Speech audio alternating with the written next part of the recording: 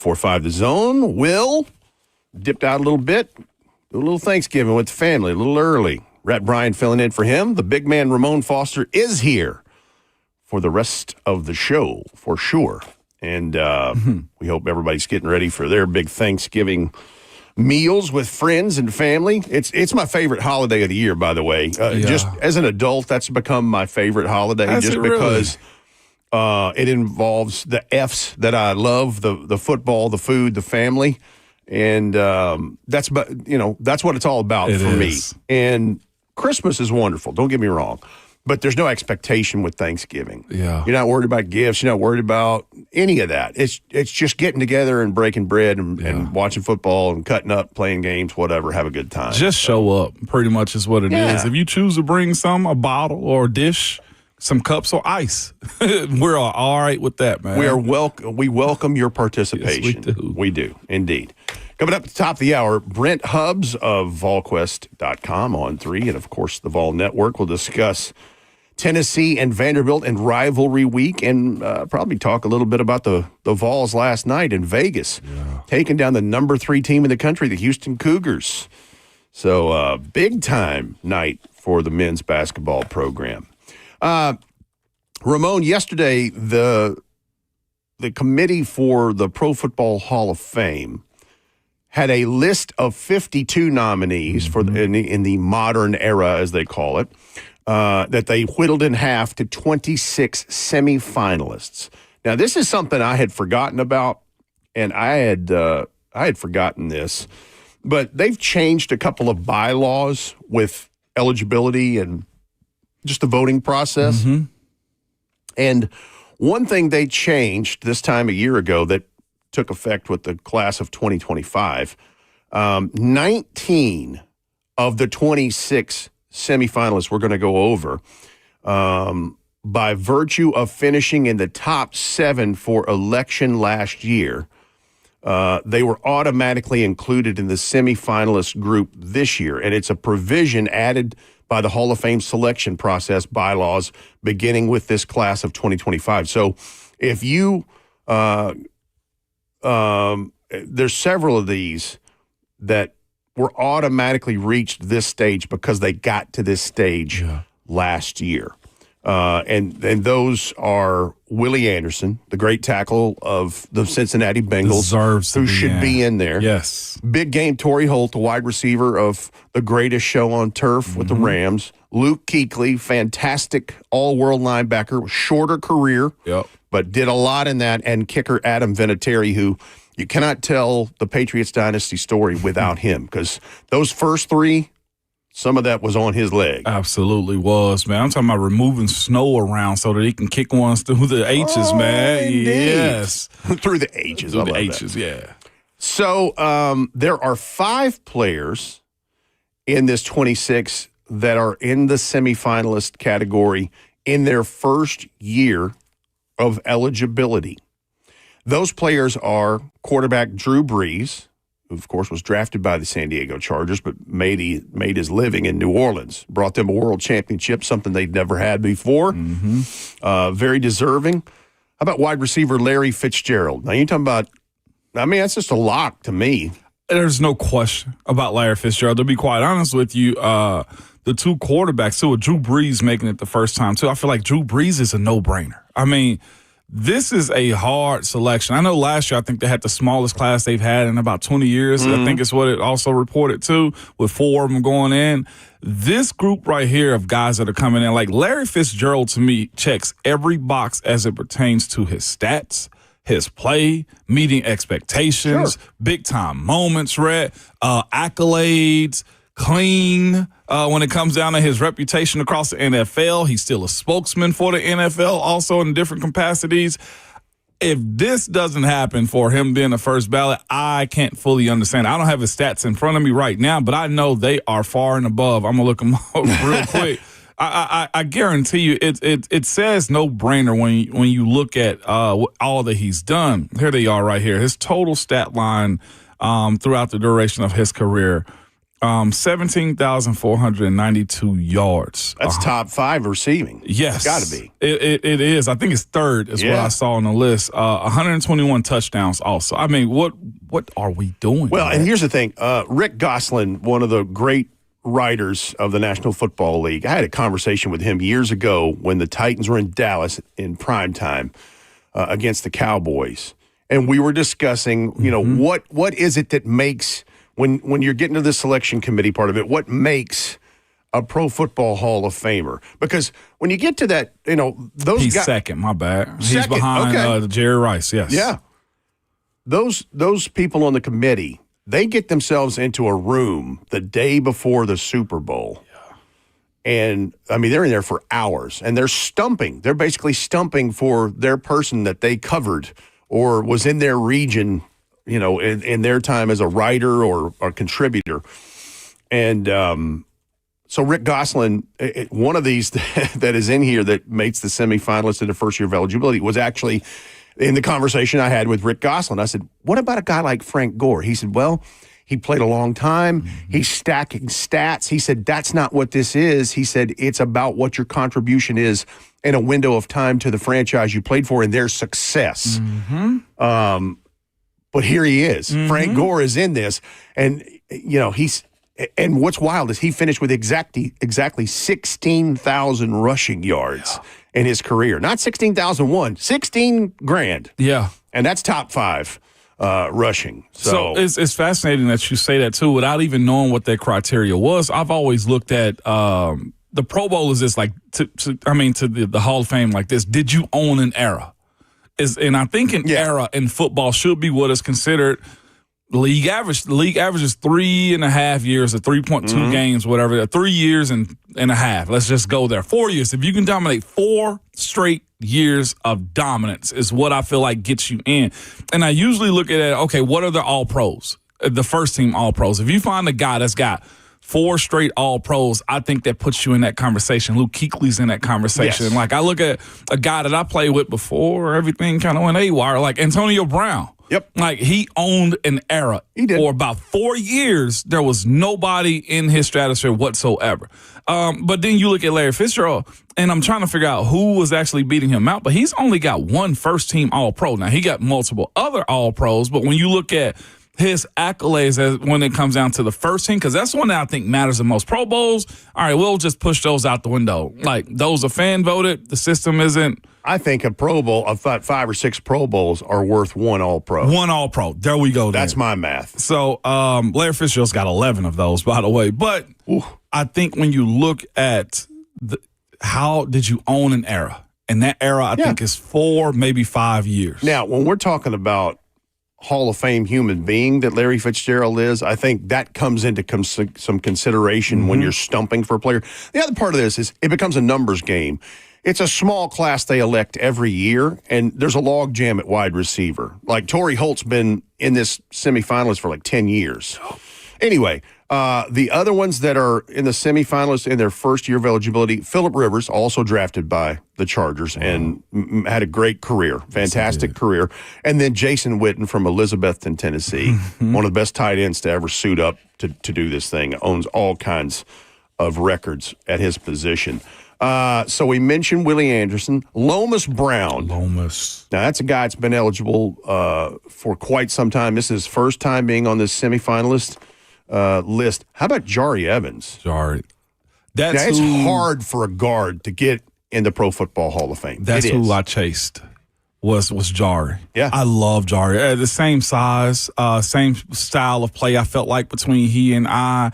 The movements, like he was a big body guard that was a bulldozer type that was elite in pass protection also. I never forget, and I should have got his friggin' jersey at the time, man, but we played the Saints one time, and I'm on the field with him, and I went up to him, I was like, man, I look up to you. Like, he was one of the players I walked up to, Jari Evans, and just respected and understood to your point. A little bit starstruck. Yeah, like I understood what he was doing because to your point, guards don't get that type of praise, but here he was, man, I'm talking about moving people, part of that Super Bowl winning team also, and just a small school guy that worked his way up also and just stacked in a phenomenal career to me. I hope he gets in, but Rhett, he's going up against somebody that I think is also an elite guy. Talking about Marshall Yanda. Yeah. For the Ratbirds. Yeah. As you call him. Oh, my God, yes.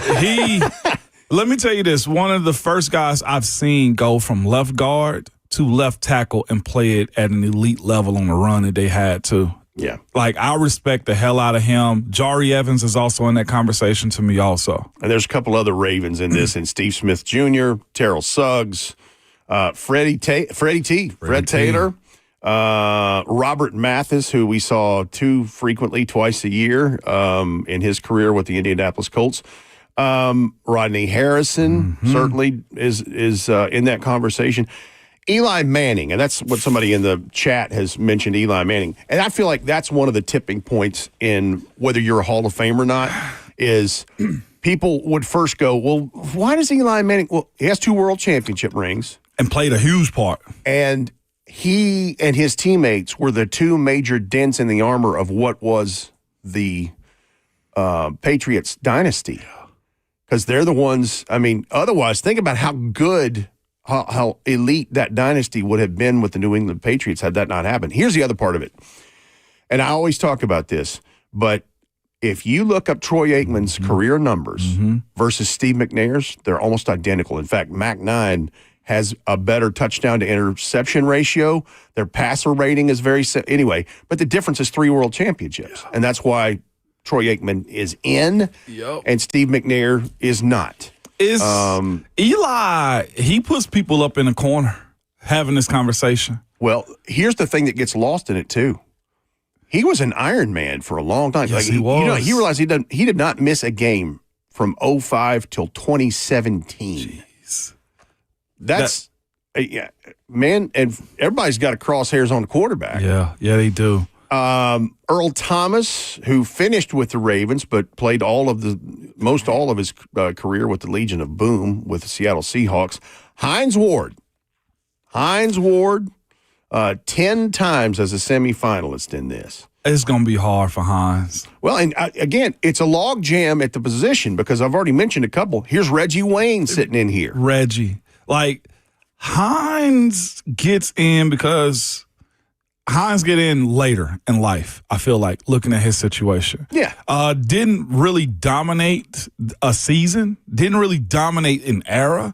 I think he was on a dominant team that won 2 Super Bowls, and I say that out of respect for Hines. Like, he was impactful, very impactful. If he heard this and was like, who the hell is Ramon? You're way more impactful than I was, is what I will say. Like, out of respect to him, but, like, looking at this list of wide receivers that Hines is up against. Yeah. I put Hines behind those guys out of respect for him. Now, Hines got 2 rings. Steve Smith Sr. got none. Larry Fitzgerald's got none. To your point, Hines Ward, he is probably one of those that later on with the Blue Ribbon Senior Committee gets in like that. And it's interesting just how these things are kind of morphing as the Hall of Fame accepts and elects new classes. Because, again, here's the other part of it. You're talking about a rare club, man. The thousands and thousands and thousands of guys have played this game over 105, 6 years, whatever it is. There's, 360, 70 guys have gold jackets? That's it. That's it. It's the hardest one to get into. I think it's too hard, right? But this is what you also want your Hall of Fame to be like, though. Yep. Richmond Webb, Vince Wilfork, the space eater, D-tackle, nose tackle.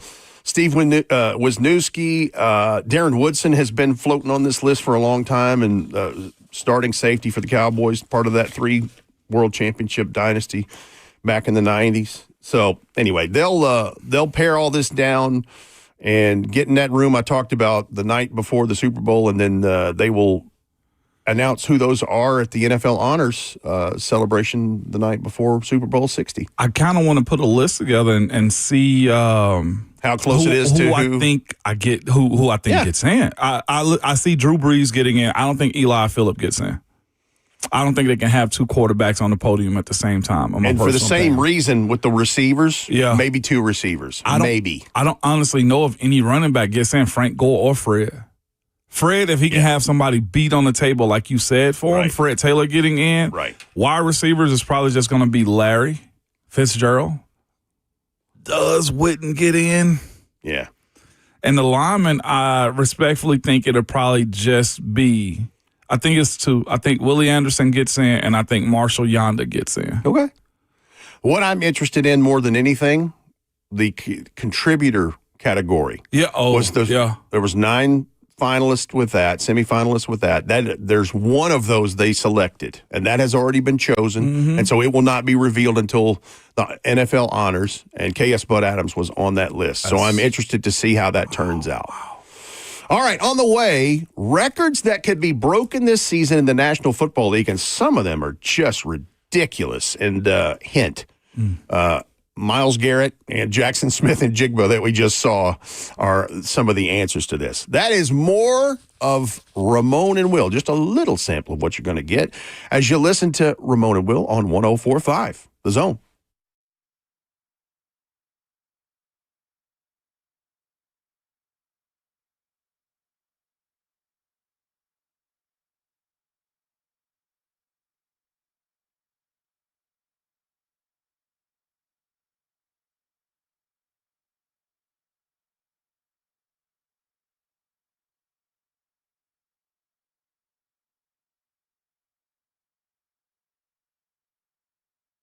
This weekend at Genesis Diamonds is a massive Black Friday blowout sale on lab-grown diamond stud earrings. The most popular holiday gift is now at an unbelievable price. Listen to this. 2-carat lab-grown diamond stud earrings, just $499. 3-carat, $799. Even a 4-carat pair of diamond studs, just $999 at Genesis Diamonds. You've never seen certified diamond studs at prices like these. Other jewelers, man, they charge up to 4 times as much. But this is easy. Stud earrings are the perfect gift, fellas. They're classic, timeless, something she can wear every day or for those special occasions. Imagine her opening a 4-carat diamond stud earring set for under $1,000. That's less than other stores charge for 2 carats. But don't wait. This incredible offer is limited to the first 50 customers at Genesis Diamonds. That's 2-carat diamond stud earrings for $499. 3 carats, $799. 4 carats, under $1,000. Hurry, it's this Friday, Saturday, and Cyber Monday only. Genesis Diamonds, store hours and more. You can learn that at genesisdiamonds.com while supplies last, of course, but see stores for details.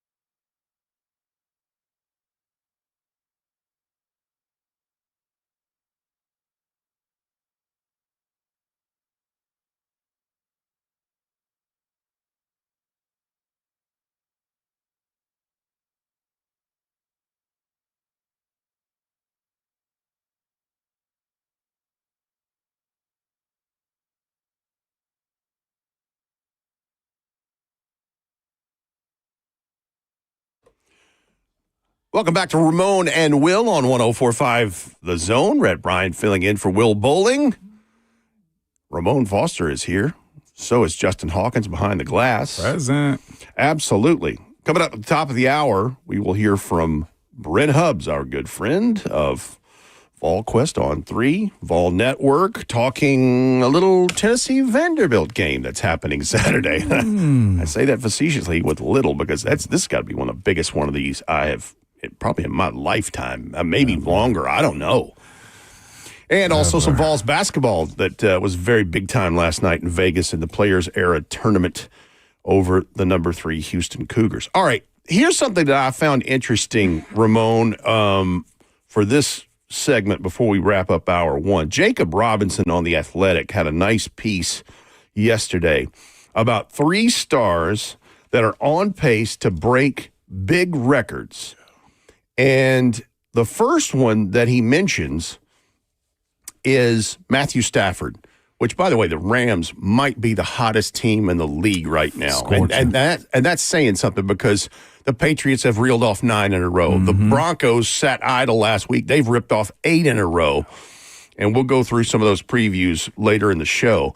But his current touchdown to interception ratio stands at 30 touchdowns to 2 interceptions. With 6-7 games to go? What? How many games? 6 or 7 games. 6, 7. Yeah. I'm childish, Ray. Go ahead. That's all right. But yeah, he's got it. It projects to 46 touchdowns to just 3 interceptions, and that's at 37 years of age. Wow. I thought he was done. Remember the preseason conversation about his back and how he wasn't practicing and everything? I got news for you. His back's been an issue for a long time. Yeah. There was, and I think that may be one reason in the whole scheme of things as to why that the Lions traded him for Jared Goff, is not knowing how long that would. Of course, they got the Rams got the better end of that trade. Yeah, they did. I mean, it's world championship, and they're going to be looks like competing for another one. This will be their 3rd appearance in 6 years if they get there, but. That's wild to see this because, I mean, Tom Brady at 39 had 28 touchdowns to 2 interceptions at 39 years old. Crazy. The other one is one that is going to be broken. It's ridiculous how this guy's, and this is Myles Garrett, the game wrecker. The guy has 18 quarterback sacks with 6 games left in the regular season. And with the way he's been playing, just as a house of fire. Yeah. I mean, it's crazy. Reggie White did this. He had 21 sacks when he was like 26 years old. And but since then, Justin Houston's had 22, Jared Allen's had 22, and the current record is a tie between Michael Strahan and TJ Watt with 22 and a half. Crushing it. But he's got 18 with 6 games to go, Ramon. He's going to play Carolina Panthers, the Cardinals, not the best offensive lines out there, okay? It's he's got the Titans in a few days, too. It's going to be problematic. The games in which he's gotten these sacks, he had 5 in one game. He's had 3 multiple times this year. And I've said this yesterday, he's matching talent with hard work, and it is by far one of the most beautiful things I've seen in the spirit of competition in a while. I ain't gonna say it's like watching LeBron or Jordan play their respective sports. They're good, but they also work hard. They also grind. They also show you that they want to be great.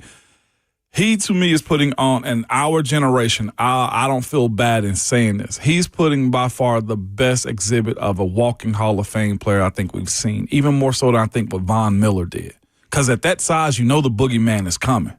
He was first overall pick in the draft for a reason. He's done nothing but wreck stuff since he came in. It's crazy. It's just crazy to see how good he is. And here's the other part, Ramon. Now, this is a long way off, but with a pace that he's hitting he's 80 sacks away from Bruce Smith's all-time record at 200 sacks. He's got 120 and a half sacks. He's 79 and a half away. The last one's Jackson Smith at Jigbo that we just saw. He's got 1,313 yards. he could be the first NFL first 2,000-yard receiver. Megatron did it at age 27. 1,964 yards is the benchmark there. But he's well on his way. Jackson Smith and Jigba is ridiculously explosive. It is a tradition before we have Brent Hubs on. Let's go to Zach in Hendersonville with a little weekly Vols poem on Ramon and Will. Hello, Zach. Good morning. Zach. Good morning, Ramon, Ratmon, Jayhawk. Happy early Thanksgiving. I just have a few things to say about candy, so let's get to it. Corey, Titans legend, blasting game. Freaking bum. Jay, implied consent, Cutler. This freaking clown. Diego, laying on his back, Avia. Man, you ain't handsome. You know, I can't take the credit for this poem. Jonathan Schaefer wrote this, so let's get to it. Got a little poem for Vandy.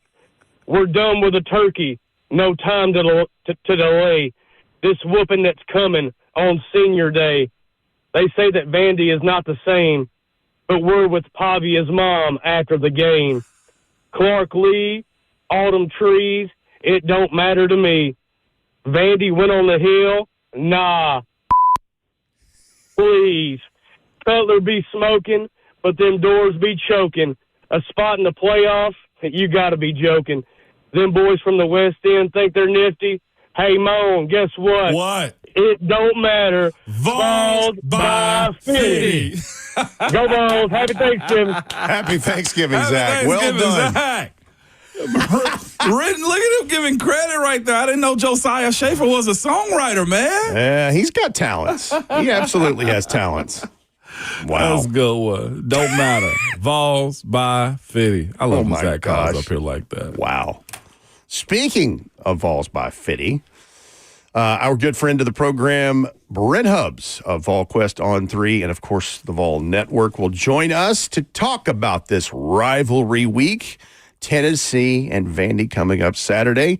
We'll have that and plenty more over the next 3 hours because hour one's done. We'll come back with more Ramon and Will. Red Bryan filling in for Will Bowling here on 104.5 The Zone.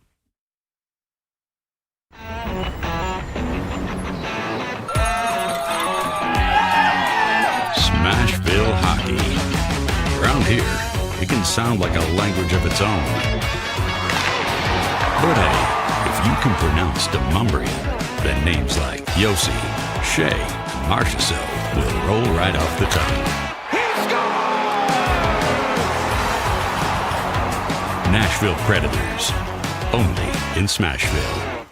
One of the largest sports books east of the Mississippi, Circa Sports Kentucky, is now open. Catch all your favorite games on an 80-foot screen with stadium-style seating and live VSiN broadcast daily. Circa Sports, now open at the Mint Gaming Hall, Kentucky Downs.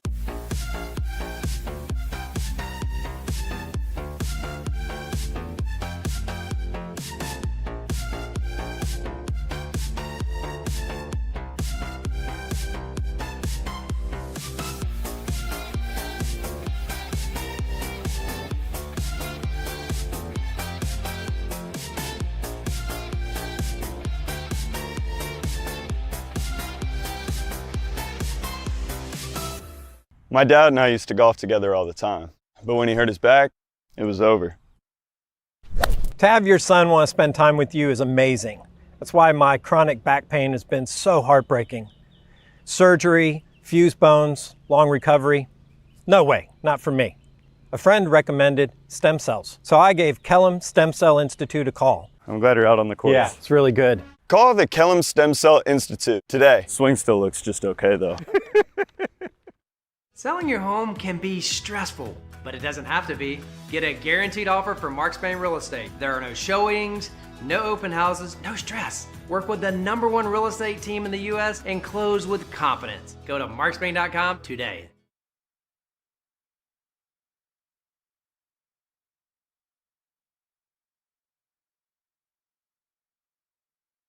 I love living in Middle Tennessee. We've got great restaurants, entertainment, sports, and one of the nation's top Ford dealers right here in our backyard. Two Rivers Ford, Remember that name. Two Rivers has been a staple in our community since 1983. They're locally owned. They have a non-commissioned sales team, and they sell below MSRP. They've been doing business with integrity for decades. Two Rivers Ford, the South's most trusted Ford dealer.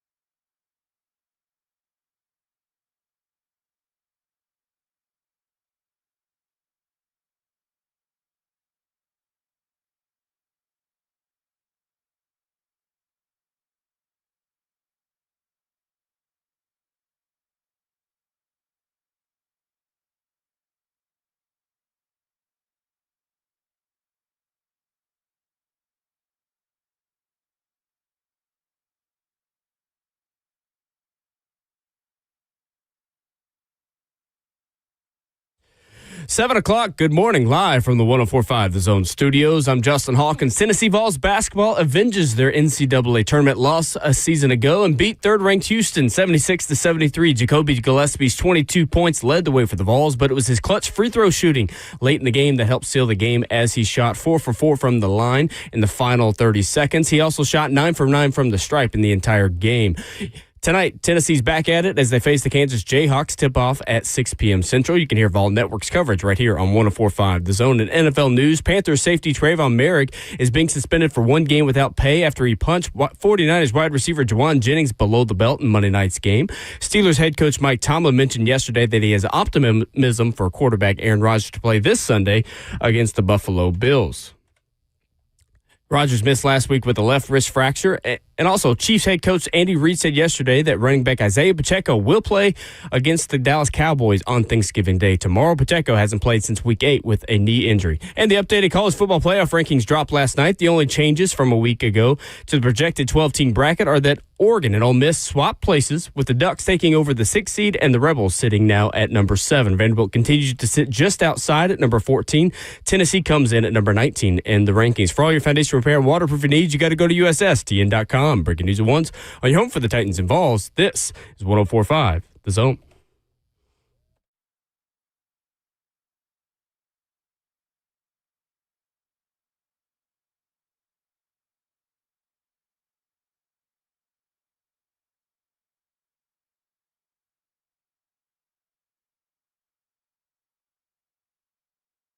Hour 2 of Ramon and Will on 104.5 The Zone. Will bowling out already for the Thanksgiving holiday. Ramon Foster here. Justin Hawkins behind the glass, brewed up by Scooter's Coffee. And it is Thanksgiving Eve. And it's also rivalry week. And man, are there some rivalries. Joined now by our good friend who is the architect of VolQuest.com on 3, and of course on the Vol Network, Brent Hubs. Good morning, sir. How are we?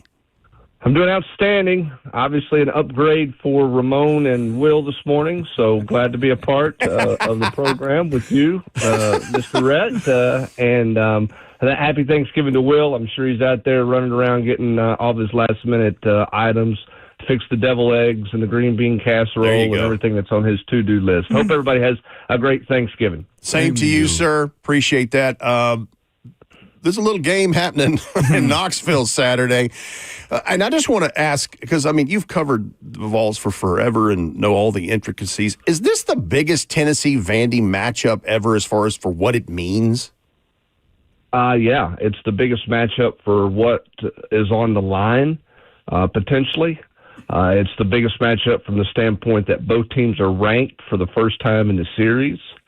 It's the biggest matchup for Vanderbilt trying to get to 10 wins.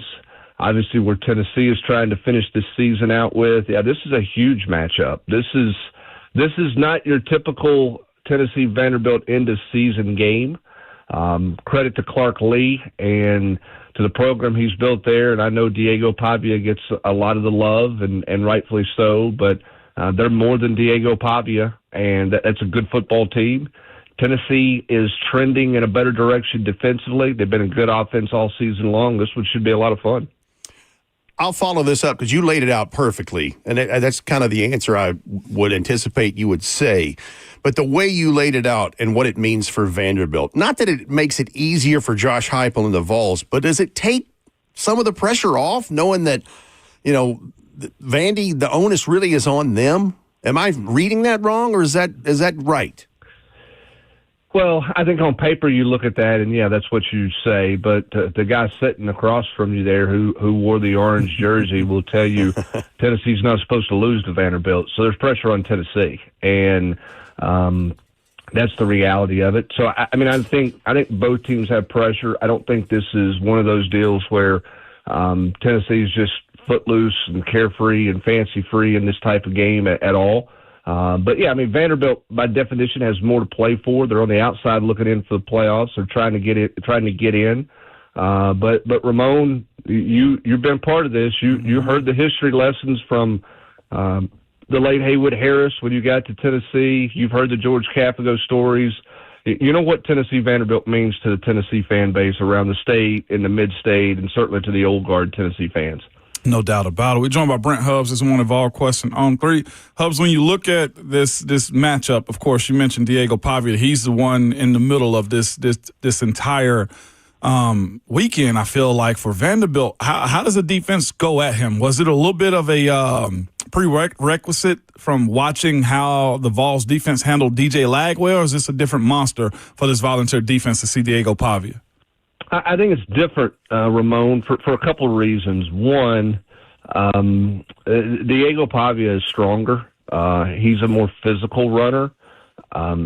He can do different things with his legs. He also uses his legs to buy himself some time to throw the football. DJ Lagway doesn't. He uses his legs to tuck and run a lot. So I think it's a different approach in terms of a mobile quarterback and what they're trying to get done. Obviously, Pavia runs the football. I'm not suggesting that he doesn't, but he's not an immediate tuck and run. He can string it out and still throw the football, and then he can put his head down, obviously, and get the really hard yards and critical yards. They use him a lot in third and manageable situations with his legs.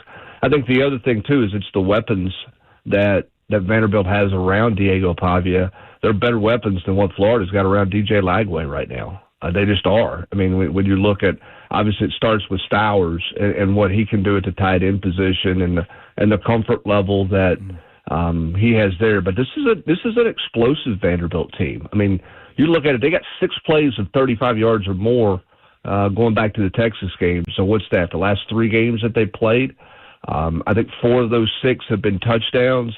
So they have been chunking it. We talk all about Tennessee's ability to go vertical and all the big splash plays. This Vanderbilt team's got splash play in them, more so than they did a year ago when these two teams played. I think it's the weapons around Diego Pavia, and I think it's the growth of Pavia at the quarterback position. Last year, he was a guy running around making some plays, a lot of backyard football, some freelance stuff within the framework of what they were doing.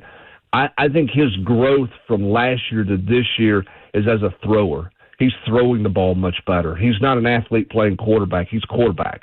And he's playing the game like a quarterback, not an athlete running around back there. No doubt about it. Joey Aguilar's faced the big 3 this year when it comes down to Florida, Georgia, Alabama, man. Ended up getting Florida, didn't get the other 2, man. And quite honestly, didn't have a good game against Bama. Had a good game against Georgia, though. This one is a little bit different. There's an expectation in this type of game this weekend, man. Not to say that you have to rely upon Joey as much as you need to, because I felt like last week, the way the offensive line moved Florida's defensive line last week, do you see this being a Joey Aguilar game? Do you want it to be one, or would you rather have this game be settled on the ground?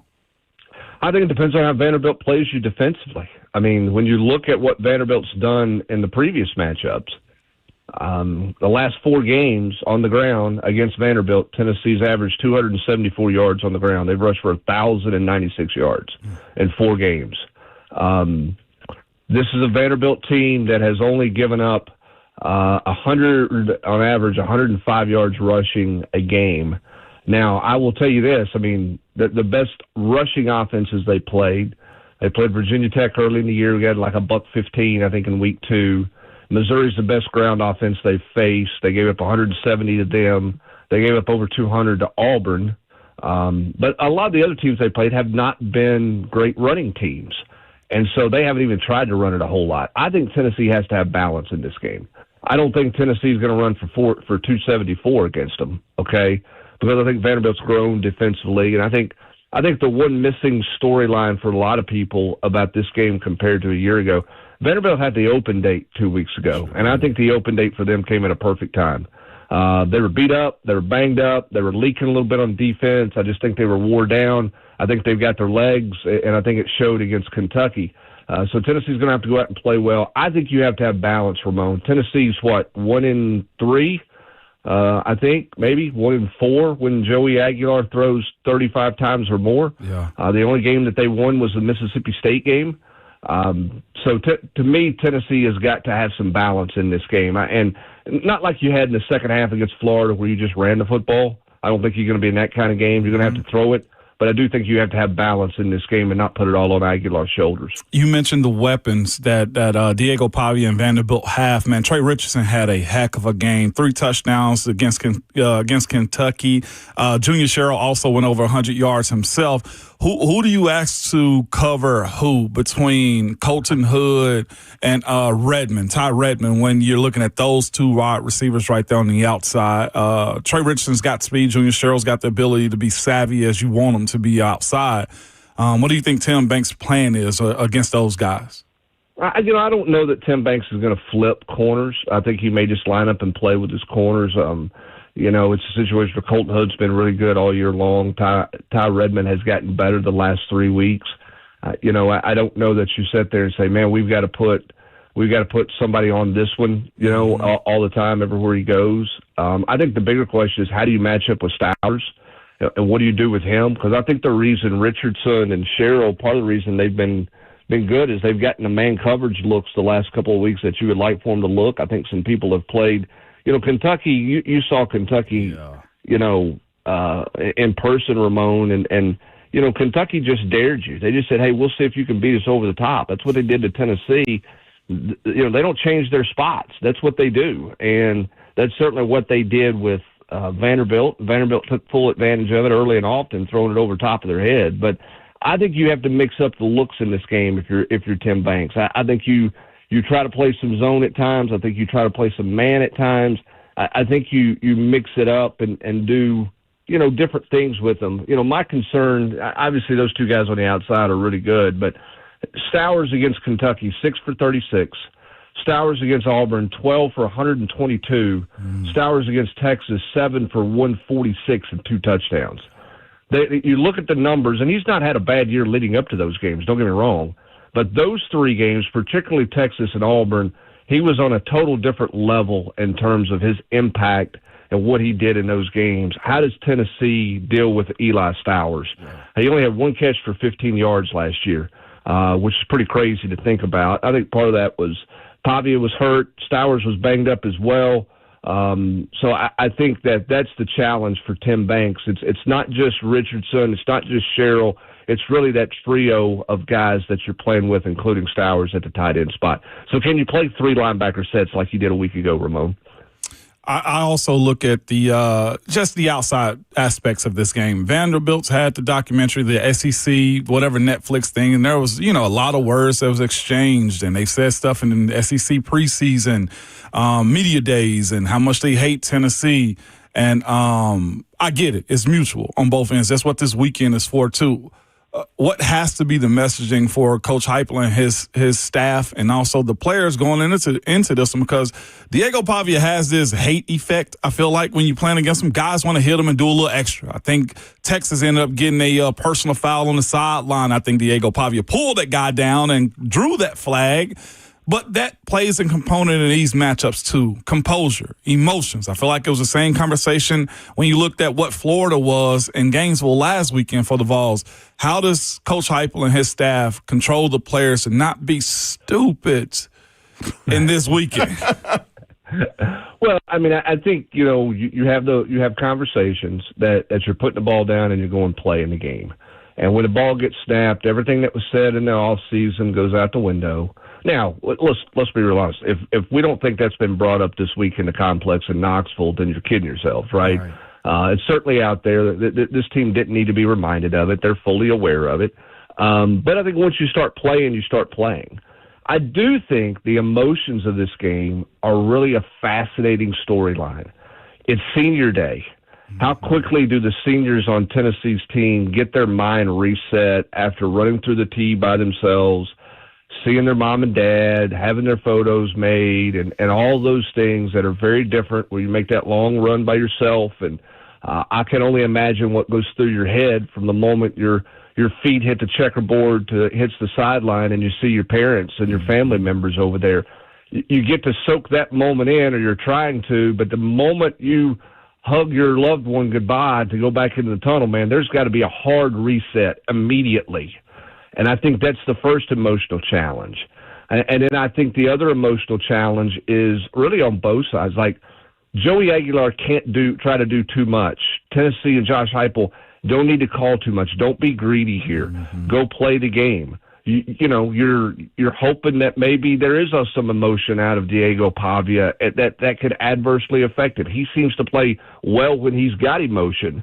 But yeah, I mean, I think balancing the emotions of this game because of the intensity of it, because of the chatter that's going to be going on the field, you got to keep yourself under control, and you just got to go play the next play all the time. You got to be thinking the next play all the time, Ramon, because you don't want to look up and you've had a second quarter lull and now you're down 3 possessions, and that could happen to you if you're not careful. Tennessee's got to play 60 minutes, play the next play, line up, play the next play. I think they've done a better job of that the last 3 weeks on both sides of the ball, particularly on defense. They're going to have to do that Saturday. Brent, one last thing before we check out, because I know you got to get ready for Thanksgiving yourself. A big win for the Vols men basketball program last night in Vegas at the Players Era Festival Tournament, whatever you want to call it, over the number 3 Houston Cougars. It wasn't the Elite Eight, but that was an impressive win. Yeah, it felt like an Elite Eight. I mean, it doesn't replace what happened to you last year, but it felt like it was a big time deal. Here's the thing about Rick Barnes' team. And this is where you love Rick Barnes as a 30-year veteran. He walked off the floor last year after the Elite Eight and said, there's some things we got to fix. We got to have a presence in the post. We weren't enough in the post. So you look at the roster assembly that Rick Barnes has, and this is why Rick Barnes has been as good as any veteran coach at adapting to the new world of basketball, the new world of college athletics with the transfer portal, and with their big man. They played really physical, really tough last night. That was a gritty with their big man. They played really physical, really tough last night. That was a gritty win and a great, benchmark start for the season for Rick Barnes' team. Awesome. Yep. Awesome. That was kind of my thoughts. It was impressive. It really was. Happy Thanksgiving to you, Brent. Thank you, sir. I appreciate it. Everybody be careful with the deviled eggs and the green bean casserole on Thursday, but enjoy your turkey and dressing. And Ramon, get all the sleepiness out of your system come the next 48 hours, 72 hours. You got to be ready to roll on Saturday, buddy. I can't wait to roll with you on Saturday, Hubs. I'll see you then, man. All right, sounds good. Happy Thanksgiving. All right, Brent. Hubs. Thank you. Appreciate you. That's Brent Hubs of VolQuest.com on 3 Vol Network for joining us. We really appreciate his efforts this morning on the eve of Thanksgiving 2025. When we continue on Ramon and Will, college football playoff bracket dropped last night, poll out, and we'll discuss what that looks like and before the last one drops here in another week and change. That is all ahead in hour 2 of Ramon and Will on 104.5 The Zone.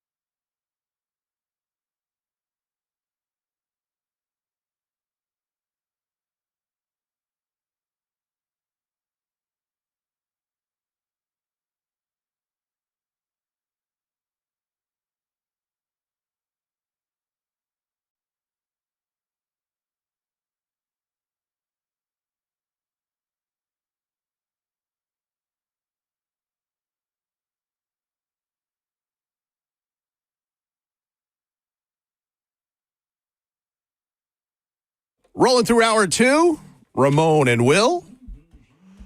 Brewed up by Scooter's Coffee on 104.5 The Zone. Will bowling out this morning. Rhett Bryan in. And way down yonder on the Chattahoochee, it gets hotter than a hoochie coochie. That's what Alan Jackson says as he is leading us back in there. We're live from the 104.5 The Zone Circa Sports Studio. Kentucky's largest sports book can now be found at Circa Sports at Kentucky Downs.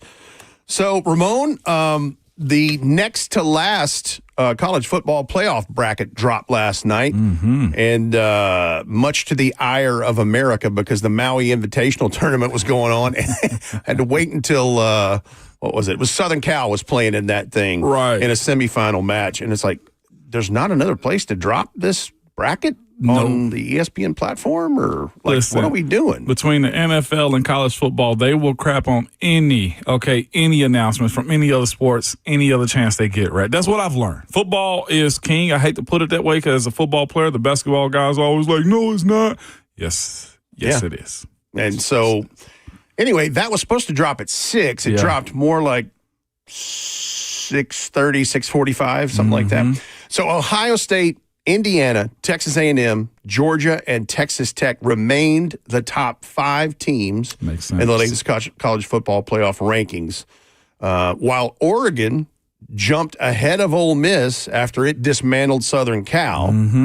So the Ducks are now 6. I always feel a little iffy about those type of bye-week drops that teams have, but I guess when you look at who Oregon beat, how they beat USC, it's justifiable. Is that fair to you? Do you always look at the bye-week jump as like a bad thing, though, too? Because Vandy stayed the same last week.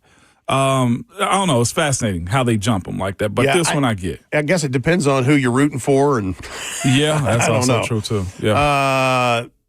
So the only change in the top 10 from a week ago is that the Oregon over Ole Miss. Oklahoma remains at 8, Notre Dame at 9, Alabama at 10, BYU at 11. And then the 12th seed, that's been the one that's changed every week. And it's now the Tulane Green Wave. They would be the 12th seed if that were to happen this coming week. Obviously, none of this really matters until we get through rivalry week and then also conference championship games, because the final bracket drops, I think, at 11 a.m. on Sunday morning, the 7th, when we're in Cleveland getting ready to play the Browns. So let's see what else here. Miami moved ahead of Utah to number 12 because Utah survived a scare, a barn burner against Kansas State, 51-47. In fact, Cody Barton's kid brother is the one that had the pick that sealed it, Lander Barton, for the Utes. Absolutely. Yeah. He did say he was a better athlete, too. Vanderbilt stayed at 14. Michigan moved up 3 spots to 15. Texas 16. Southern Cal 17. Virginia 18. Tennessee 19. Arizona State is 20. SMU enters the rankings at 21, followed by Pitt, Georgia Tech, Tulane, and Arizona. And, of course, the Tulane part of it is they're the representation of the other 5. The group of 5, the group of 5. So, you got the Egg Bowl, you got the Iron Bowl, you got all kinds of things going on this weekend. And I don't necessarily think a whole lot of that changes. And obviously, Vanderbilt's the one that's going, we could, change if things go right for us, is what they would be saying. And man, I'm telling you right now, remember the old adage, what was it on NBC, must-see TV? This is must-see TV, or must-listen to Vols broadcast with you guys. Because I am waiting on pins and needles for this. It is fascinating, too, just giving a little bit more context on what ESPN wrote on Vanderbilt. Like, they're the first team out. Alabama, by the way, will be the last team in on how this is somewhat set up. Alabama's sitting in the rankings right now. They are the 10th team as far as the CFP ranking goes. But it somewhat breaks down to it with Vanderbilt being 14th. They're going to have to punctuate their resume, of course, with a win against a ranked Tennessee that helps their resume a little bit more. That will be the first step, is what ESPN said. And also, but they also need multiple upsets to get them serious consideration. And that sucks for Vanderbilt. I would say that, too. The Vols got in last year as a 10-2 team. They also ended up beating Florida, who was ranked at the time, and also Alabama, too. So those ranking wins right there helped and mattered a lot. It sucks for Vandy because the teams that they played that were supposed to be really good, South Carolina was supposed to be really good, Virginia Tech was supposed to be really good, Missouri was supposed to be really good also. End up losing to Texas, losing to Alabama has played a part into their season, too. Like, those are marquee wins that they would have absolutely needed to really give themselves the resume to be more higher ranked right there, because you think about it, they beat Bama. They're probably ahead of Bama right now, who's ranked, 10th? 10th in the polls right now. So you have that scenario coming up. But here's the other part in which it will be advantageous for Vanderbilt fans to be locked in the entire weekend is this. I lost my spot for a second. The issue with Vanderbilt is they need upsets on a lot of different fronts. God, I lost my point. Yeah, it's like needing help getting into the playoffs, yes. NFL playoffs kind of thing. You need more than just what you can control. Now, it's possible because here's what has to happen. And Coach Narduzzi, Pitt's Panthers head coach, said this 2 weeks ago. He's like, I don't give a doggone about this Notre Dame game. You remember he joked, said we can lose 103-10 or whatever his score was. He cared about last week, and they ended up beating Georgia Tech on their senior day in Atlanta. And he cares about this week, Miami. And Miami has to come up to Pittsburgh to play them. So they need that upset. Miami has to lose to Pitt. That's one scenario. Oklahoma can suffer the third loss to LSU. I don't expect it, but it's this type of weekend. Anything is possible the last weekend. So Oklahoma has to lose to LSU. Alabama could also lose in the Iron Bowl. Crazy things happens in the Iron Bowl. That does. But as the article also says, none of this matters though if they don't win in Knoxville. So it's in their control, but it's out of that's three scenarios that has to happen. What they have to do is they have to take care of their own business and see how the rest plays out. It's a fascinating situation. It's a historical weekend or year for Vanderbilt in general. I'm just thinking about these rivalry games, period. Yeah, man. I mean, Michigan's playing Ohio State. Michigan's 15 in the country. Now, listen, I know people are like, Ohio State has been, I'm like, yes. Yeah. But weird things happen. They do. How many times have we seen it with some of these rivalry games? That A&M and Texas game. Like, you got an idea how you think it's going to play out, but sometimes you get surprised. You do get surprised, man. Another one that I'm watching, too, because I'm such a fan of the guy in general, but Georgia and Georgia Tech. It'd be crazy to see Haynes King and Georgia Tech lose twice, like back-to-back weeks in big-time matchups like this. There's been a lot of trash talking. Somehow Georgia and Georgia Tech algorithm has shown up. I mean, content has showed up on my algorithm. They feel good about this one. Georgia Tech does, but it's also Georgia. Georgia is expected to win. But again, Haynes King and that group took them to the wire last year, and how he played against Georgia and how he ran the ball and kept them in the game. I'm not sure if that's going to be the game plan this week against Georgia, but that's a spicy matchup to watch. Let me say this. And we got to see how it plays out this weekend with Georgia Tech, Georgia, in my opinion, is the team that is getting hot at the right time. You see the bubble in the pot, don't you? Which is the wrong time for the others involved in this. But I don't know what it is, and they are so young. Mm-hmm. Like you can tell that Kirby Smart has a reset in this thing with everything coming together. Because those dudes, if they stay together, they could be a problem, not just this year. Mm-hmm. But, I mean, they seem to be getting their stuff together at the exactly right time for them and the wrong time for everybody else. We'll see how it plays out, but I'm just kind of watching them the last 2 or 3 weeks. I'm like, The issue that Georgia's had, they are young, as you said, too, having to deal with a bunch of high-quality talent but not enough experience on the field. Georgia's going to be a problem next year. They're kind of growing up together. They're growing, and they're still winning together, too. And which is wild. It is. And Gunnar Stockton's proven to be the guy that they love, too. He grew up a lot this year. I didn't think a whole lot of him. Of course, the pass he had against the Vols, that was a step in the best direction for a guy that's trying to grow and become a valid starter in this league and just be an eventual pro. But the best thing they've had going for them is their youth is growing up and winning at the same exact time. that's the best part about coaching, to watch your young players go out on the field and also make big plays for you when they don't even understand how big of plays they're making. I mean, the way they took apart Texas a couple of weeks ago. Yes. Those are the types of things you want to see. And to your point, this is the Kirby Smart get right at the right time of the year situation. It's the perfect storm for them right now. So we'll just kind of see how it plays out. Let's go to the phones. Ricky's been waiting. Ricky in the Borough wants to talk about the Vols. What's up, Ricky? Morning, Ricky. Hey, guys. I hope you have a blessed Thanksgiving, and thanks for all you do, but you make my day every day, I tell you. Well, you made ours by saying just that, and I hope that you and your family have a great Thanksgiving tomorrow as well. Yes, sir. I just wanted to ask Ramon, I haven't been able to call in the last couple of days about the Florida game.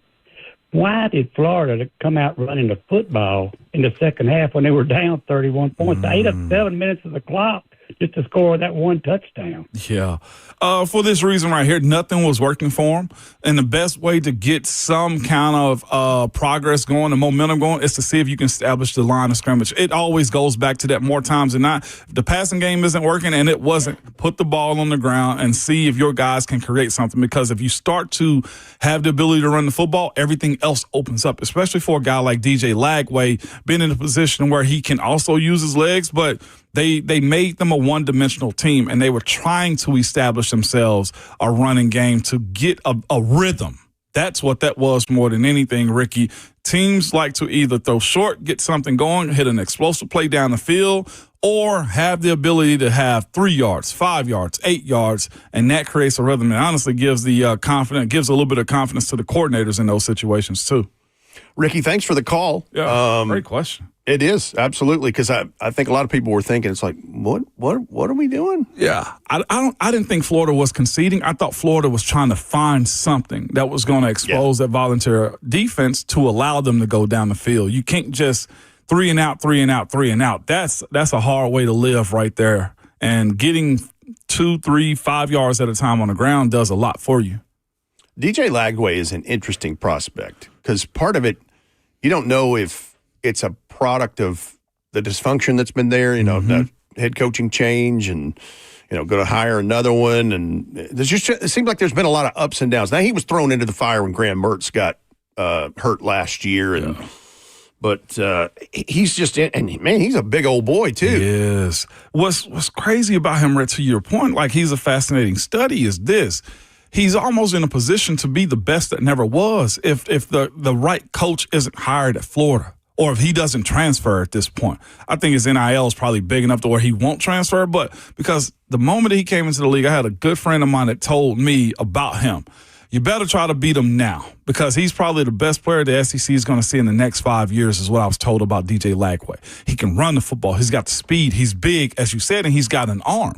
And right now with what Billy Napier is elected to do with him or not do with him has caused him, I'm sure, to question himself, has made Florida has put Florida in a position to where, right, if they don't get this hire right, yeah, this is where the transfer portal and all of those things, because this is the overriding topic in all of this with the college football playoffs, the bracket, these rivalry games, and why this Tennessee-Vanderbilt game, you heard Brent Hubs say it this morning, earlier this hour, it's the biggest one in the history because of both of them being ranked for the first time in the series, all of these things. This is the great leveling of the playing field and what the transfer portal and NIL have done for college football. And that's what Florida's going to have to deal with if they don't find the right guy for DJ Lagway moving forward. I was told, y'all better hope Napier get fired last year and DJ Lagway transfer.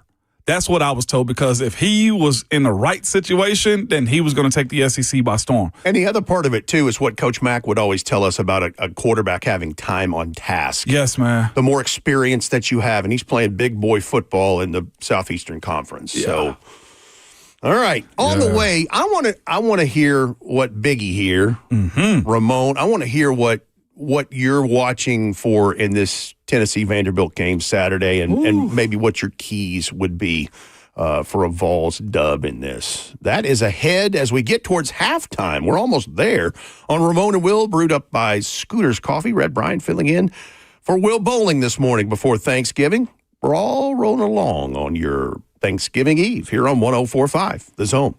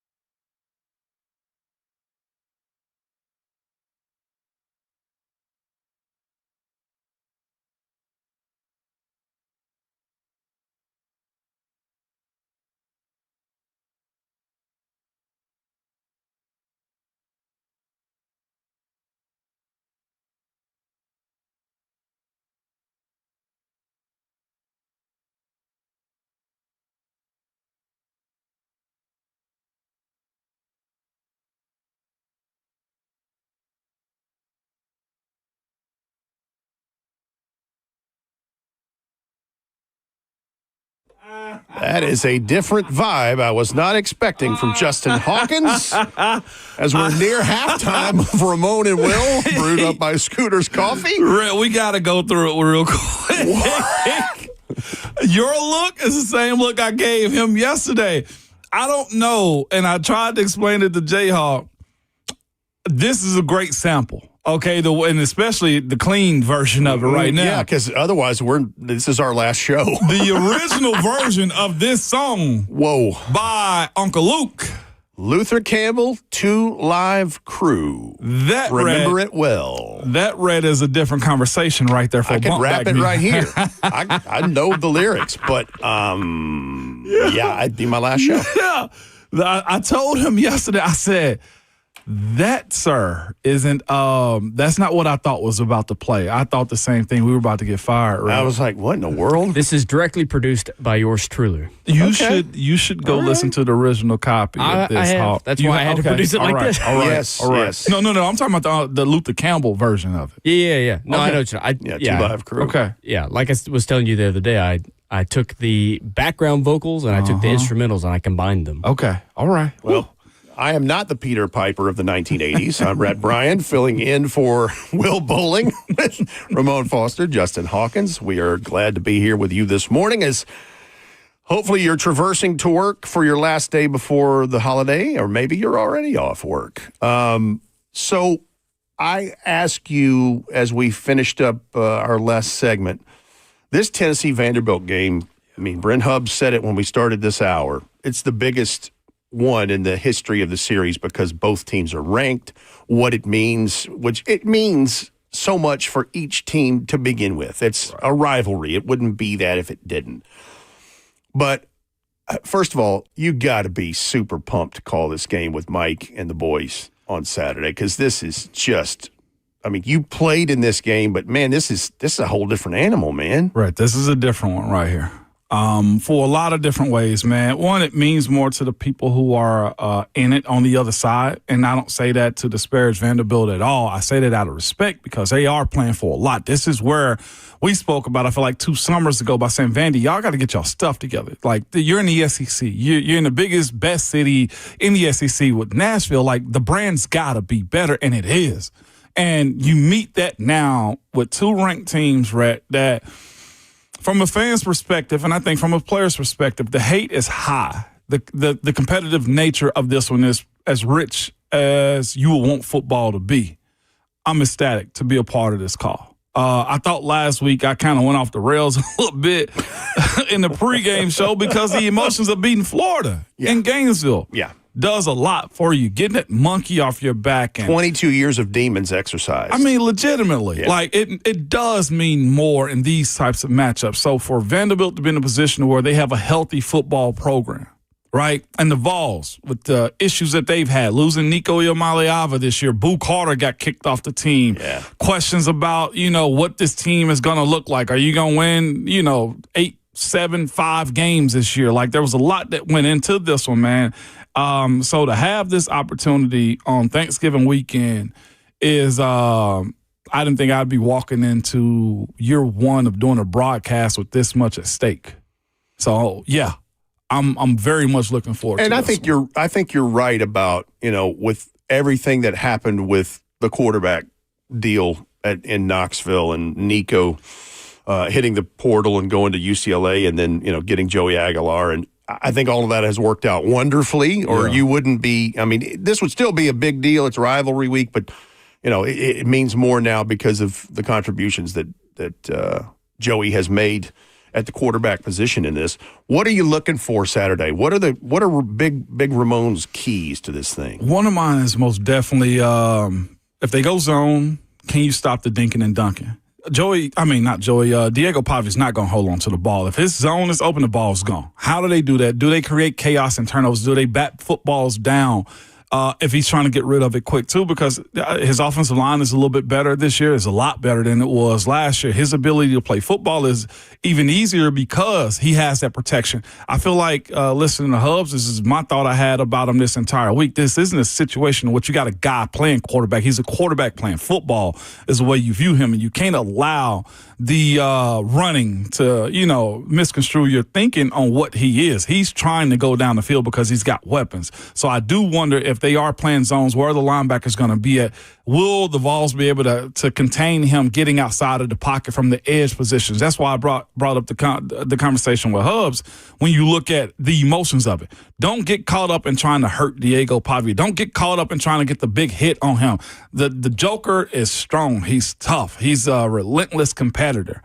Play football is what I'm looking for. You can't get to him, match hands with him. Disrupt the football. At some point in time, you want to see a tip ball go in the air and your team take it in the other direction, because if his guys are open, I will say the way teams have attempted to play zone to try to keep him in the box, he's just going to dump the football off and it's death by 1,000 paper cuts. That's what I'm looking for. The offense, as far as the Vols is concerned, I'm not overly concerned about their ability to create. It's about the Vols' ability to make him a non-factor. And here's the thing about it. That's hard. Nobody's actually done that to Diego Pavia at all this year. Hell, I don't think in the last 2 years anybody's been able to make him a non-factor. He's going to have his moments, and you got to be okay with dealing with those moments that he's going to have.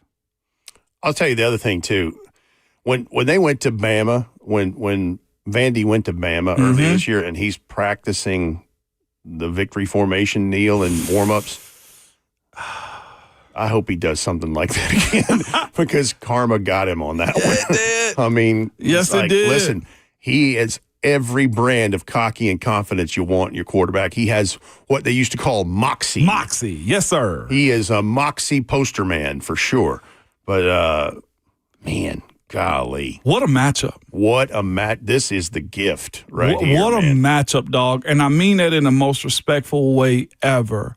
And I say it again. It's because Vanderbilt's created a healthy football program for themselves. Whatever happens out Diego Pavia, I don't think even matters after that point. But this is the match that was struck to light a flame for what they are. I'm glad they feel the way they do. As far as they're wanting to have their ability to win. It's justified with the way they feel. Absolutely. Yes, they've earned it. Absolutely. So let's go, man. The tickets are as expensive. I've had friends who are VFLs. Man, you got tickets like nobody have any more tickets. What is my middle name? Ramon Ticketmaster Foster? No, it's not. Nobody's got extra tickets, right? This one is the one that you hustle and fight for, man. Better believe it. All right. Halftime of Ramon and Will on 104.5 The Zone is here. When we continue hour 3, we'll do a little Titans-Jags preview for Sunday. I got a couple questions for you about Cam Ward and just, some things involving this game on Sunday at Nissan Stadium. And then at 8:20, voice of the Vols, Mike Keith, joins us to talk more Tennessee-Vandy rivalry week matchups and a little Vols basketball probably as well. That is all ahead. Red Bryant filling in for Will Bowling this morning on Ramon and Will on 104.5 The Zone.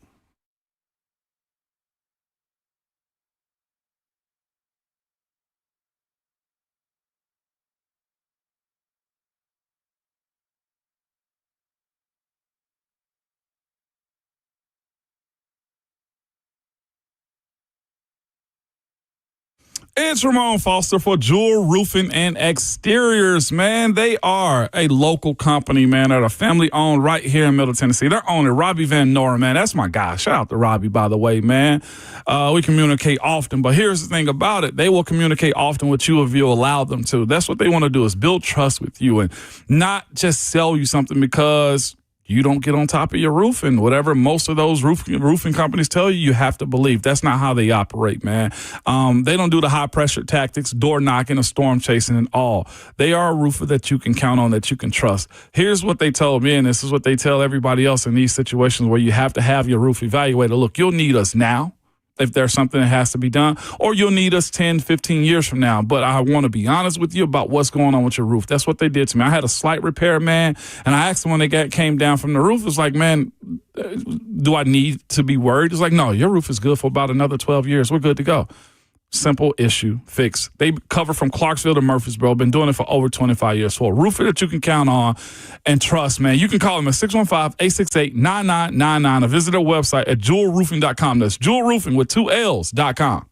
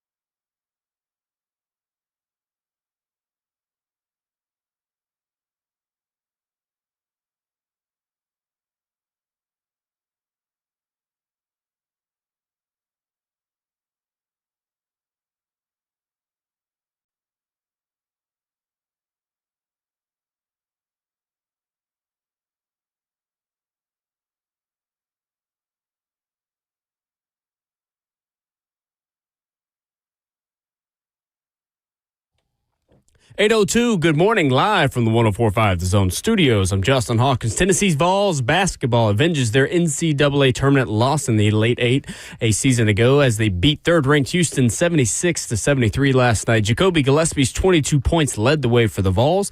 Tonight, Tennessee's back at it as they face the Kansas Jayhawks as they take the third-place game of the Players Air Festival tournament in Las Vegas. Tip-off tonight at 6 p.m. Central, and you can hear Vol Network's coverage right here on 104.5 The Zone. And NFL news, Steelers head coach Mike Tomlin mentioned yesterday that he has optimism for quarterback Aaron Rodgers that he will be back in action this Sunday against the Buffalo Bills. Rodgers missed last week with a left wrist fracture. And Chiefs head coach Andy Reid said yesterday running back Isaiah Pacheco will play tomorrow against the Dallas Cowboys on Thanksgiving Day in Dallas. Pacheco hasn't played since week 8 with a knee injury. Also, Chiefs right guard Trey Smith will miss tomorrow's game with an ankle injury. And the updated college football playoff rankings dropped last night. The only changes to the projected 12-team bracket are that Oregon and Ole Miss swap places as the Ducks take over the 6th seed and the Rebels fall down one spot to number 7. Vanderbilt continues to sit just outside at number 14, and Tennessee comes in at number 19 in the rankings. For all your foundation repair and waterproofing needs, you got to go to USSTN.com. Breaking news at once on your home for the Titans and Vols. This is 104.5 The Zone.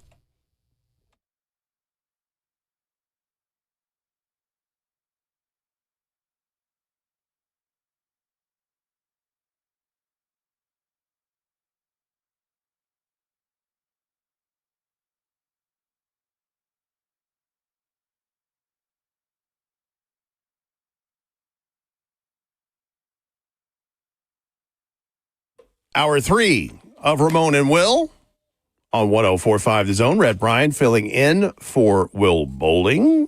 Ramon Foster is here. So is Justin Hawkins, our fine producer behind the glass.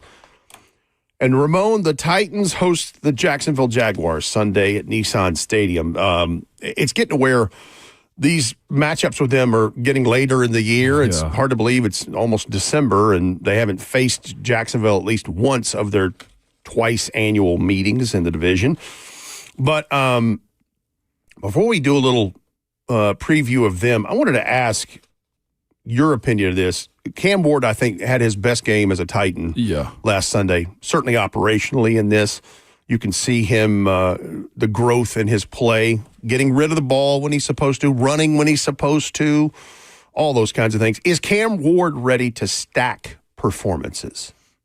That's my question. Is he ready to? It seems to be that way.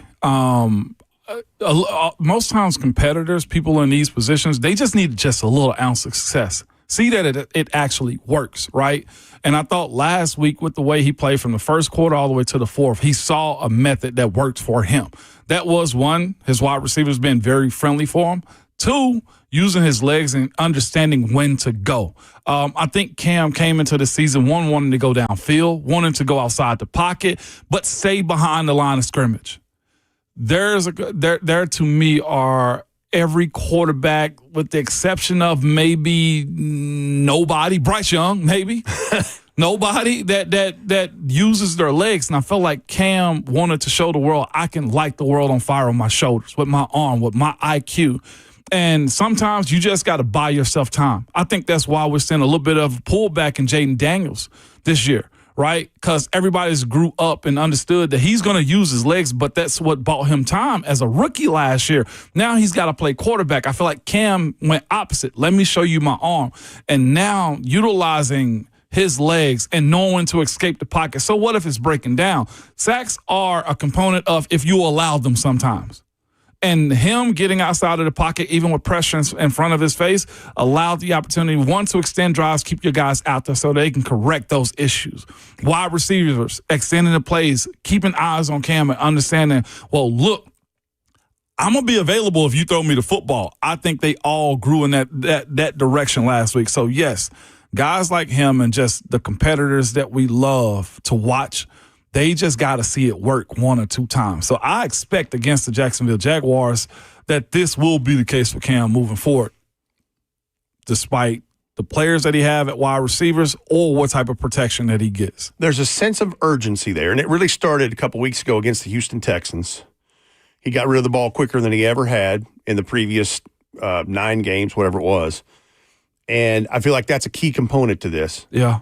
The other part of it, is I would like for him to let go of it even quicker because he took some shots Sunday. Yes, he did. I mean, that one where he wheeled back to Xavier Restrepo, it looked just like Miami in this time a year ago. He took a pop going out of, leaning out of the boundary right there to sling that thing across his body. But you're right. I think he was like, man, I want to show that with this cannon, and with my acumen and my smarts, I can make this work. And that ain't a bad thing because eventually that's what you want to see him do, play quarterback, right? Yep. I've said this before. I feel like he was asked, in my personal opinion, what do you want to do, Cam? And more times than not, you got to be told as a young player what to do until you get your reputation up, until you get an understanding of what it takes to be successful in this league. Yeah. And also, just to your point, stacking those successes, right? One game after another, then 1 month after another, then there's years and years that you want to see that happen. So that's just my take. I was told you make a lot of money and stay around in this league by being told what to do. And I feel like that's kind of where he is as a young guy right now. Well, and the other part, too, is as confident as he is and as competitive as he is, which I don't think you can explain that away at all. No. You still don't know what you don't know. And so he's listening to the coaches going, hey, listen. But I think the coaches have been saying recently, hey, man, you had an opportunity to stick your head in there and go. And that's what he did on that goal line play. And opposite of that real quick, on Monday Night Football, I thought we saw the opposite of that from Bryce Young. Yeah. Like, there was opportunities for him to run, and I thought personally— there was tentative play. Yeah. Why are you throwing the football at 7 yards right there? Right. So it's tricky growing up in the NFL in real time. Trust me. So the Jags have had their ups and downs. They're 7-4, second place in the division. Up and down is the definition of not what just Trevor Lawrence's career has been, but what this season's been for him. I mean, he threw 3 interceptions and lost a fumble last week, but he threw 3 touchdowns and lived to tell about it, and they won in overtime. But their defense, number 1 ranked rushing defense in the league, 83 yards per game. Mm-hmm. So that's the key to this for me is they've got to find a way to run the football with Tony and Tajay. I'm telling you. To take some of this off of Cam, and it just hasn't. It's just been a gauntlet of team. And here's the other part. Conversely, they're 25th against the pass, 240 yards per game. There's the part where I think Cam and the receivers can take advantage of this. No doubt. And that's where they have to. Sometimes you got to take what the team is giving you. Yes. And it's okay to do that. I will say this. I think it makes Cam's job and his offense's ability to operate easier if they do establish the line of scrimmage against them. And in the most unlikeliest weekends, this would be the weekend that they should want to establish the run so that you can kind of settle yourself down and honestly ruin the hopes and dreams of what Jacksonville's got going on. They're right now in the graphic as far as the AFC goes in the playoff situation. And again, this group up front, the offensive line, we talk about often. I feel like with this group, there's an expectation that they're supposed to be the leaders, the big dogs. They're the biggest group out there, the most numbers, and they also, I think, offensively got the heaviest paychecks. And with that, you want to see those guys create pathways and lanes for the running backs and at some point in time take over a game in which you allow your wide receivers like Chimere, DK, and others to make plays for you because that guy's got speed that you want to see score touchdowns. Cam's got the wizardry with his arms and how he can escape sacks and stuff with his legs. But it does matter, again, Red, to your point, being balanced. Like, if you can also make their run defense a weakness on top of taking advantage of what they're giving up in the run game, that would be another step in the growth period that this team has. You're used to the environment that you're playing in right now. Is it the 4th straight game at home or 3rd straight game at home this too? This is the fourth of 4 in a row. Your routine is set. Execute a plan now that you feel confident in. Because we're creatures of habit. Have to be at some point. Right. And also the crowd, from my understanding, I wasn't in the stadium, but I heard the experience this past weekend was people lit. On their feet. Yeah. And they had something to cheer about and something to stay for and, all the good things that you want. Hey, let's go to the phones real quick. Alvin in Nashville is joining the show, wants to talk some Titans. What's up, Alvin? Morning, Alvin. Hey, how y'all doing? Good. How you doing? Good. Start off by saying, man, everybody have a good, hope y'all have a good Thanksgiving holiday and go Vols. Yes, sir. There you go. Yes, sir. LS over here. Yes, sir. But the question I had is for both of you all. I already know where Ramon gonna go with this one because he's a homer. But out of these 4 coaches, if they were to get fired, released, however you want to put it, because I have heard these 4 coaches' names: Mike Tomlin, Zach Taylor, John Harbaugh, and what was the other one? Sean McDermott. Out of them 4 coaches, if they was to get fired or released, which one would you got to run to the table to real quick and hire? I hang up and listen. All right, Alvin, appreciate the call. It's easy for me in those multiple choice in this hypothesis here, in this example. It's John Harbaugh or it's Mike Tomlin. Yeah.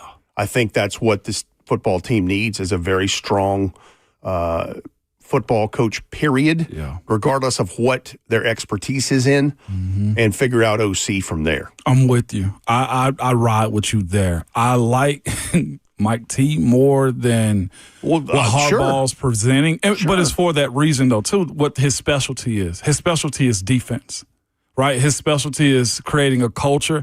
His specialty is, I can speak first person here, having guys understand what their worth is, what our goals are, and who you represent on the pathway of doing that.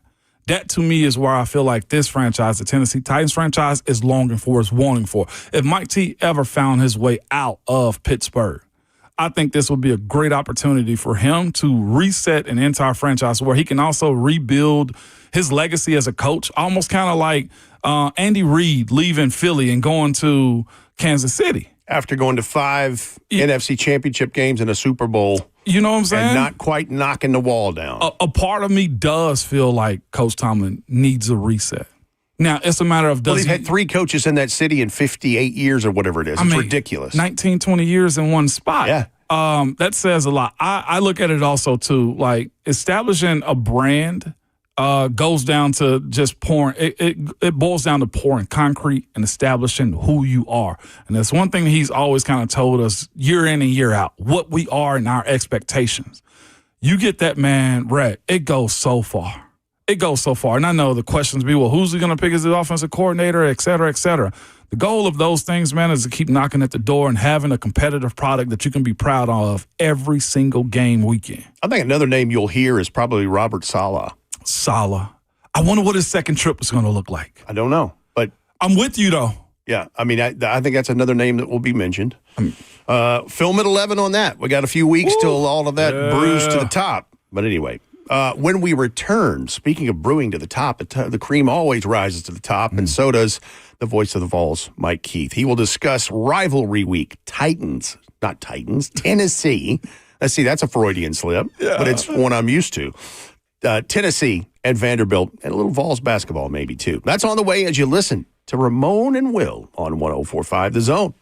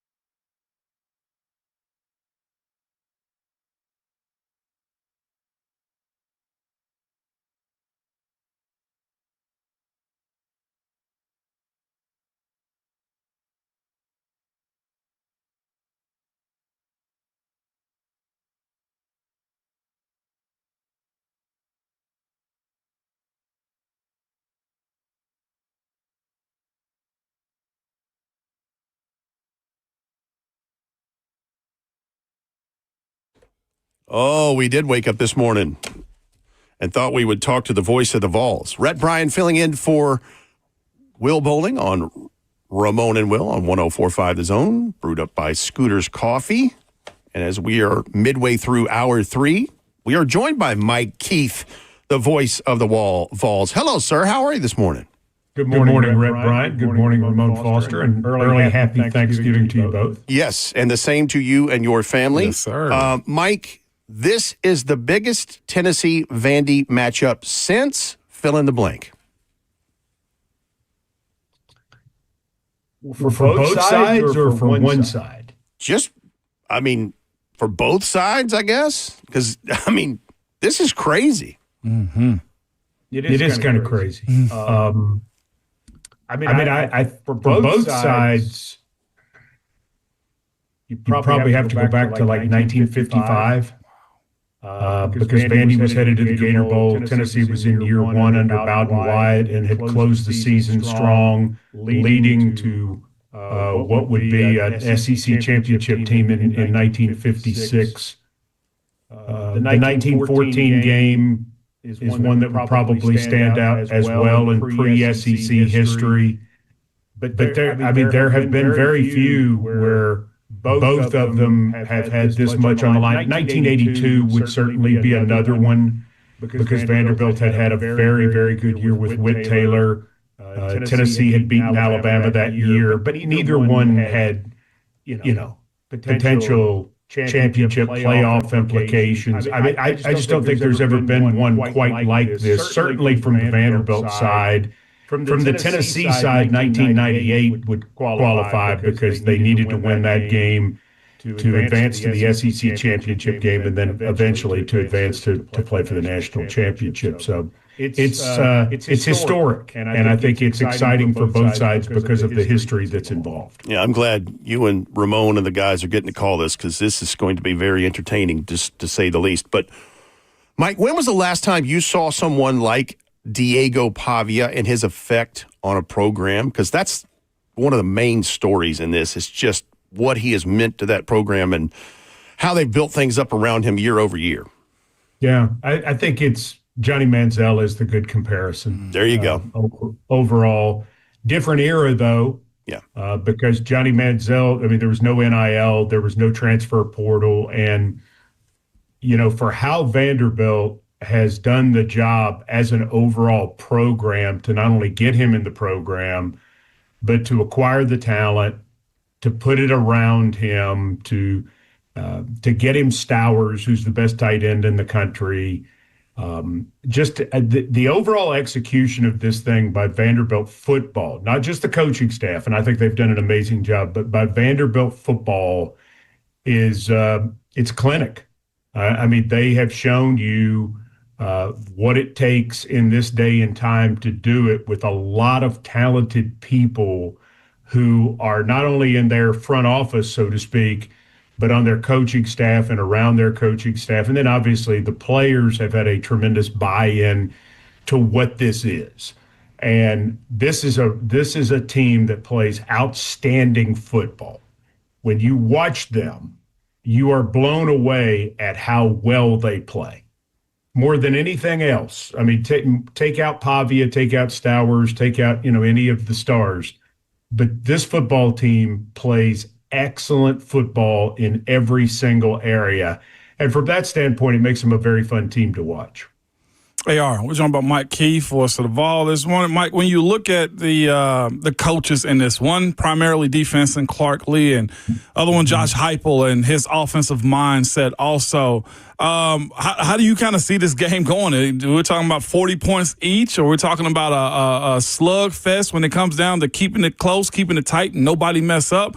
What's your read or feel on it, I guess, going into this weekend, too? Because it can go any way possible, Mike. Sure.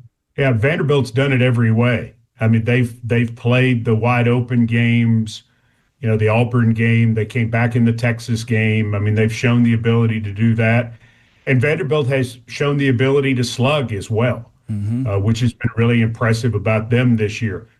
I think before last week, I would have had a harder time answering because I had not seen Tennessee play that slug game that they did at Florida, where they got down in the trenches and they got dirty against a physical team. And I don't mean dirty in terms of style of play. I mean, they got their hands dirty, being willing to play that physical brand of football that you have to sometimes in the SEC. So to answer your question, I think we can now say both teams are capable of doing that.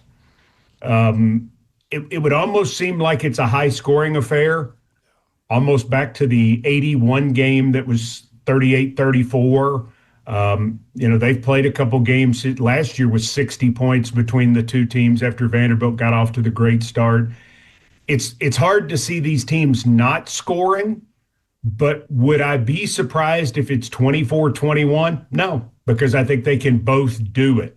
I think that the tone of this game will be set very early by the defenses based on what they can stop, how they get off the field on third down, and how they play red zone.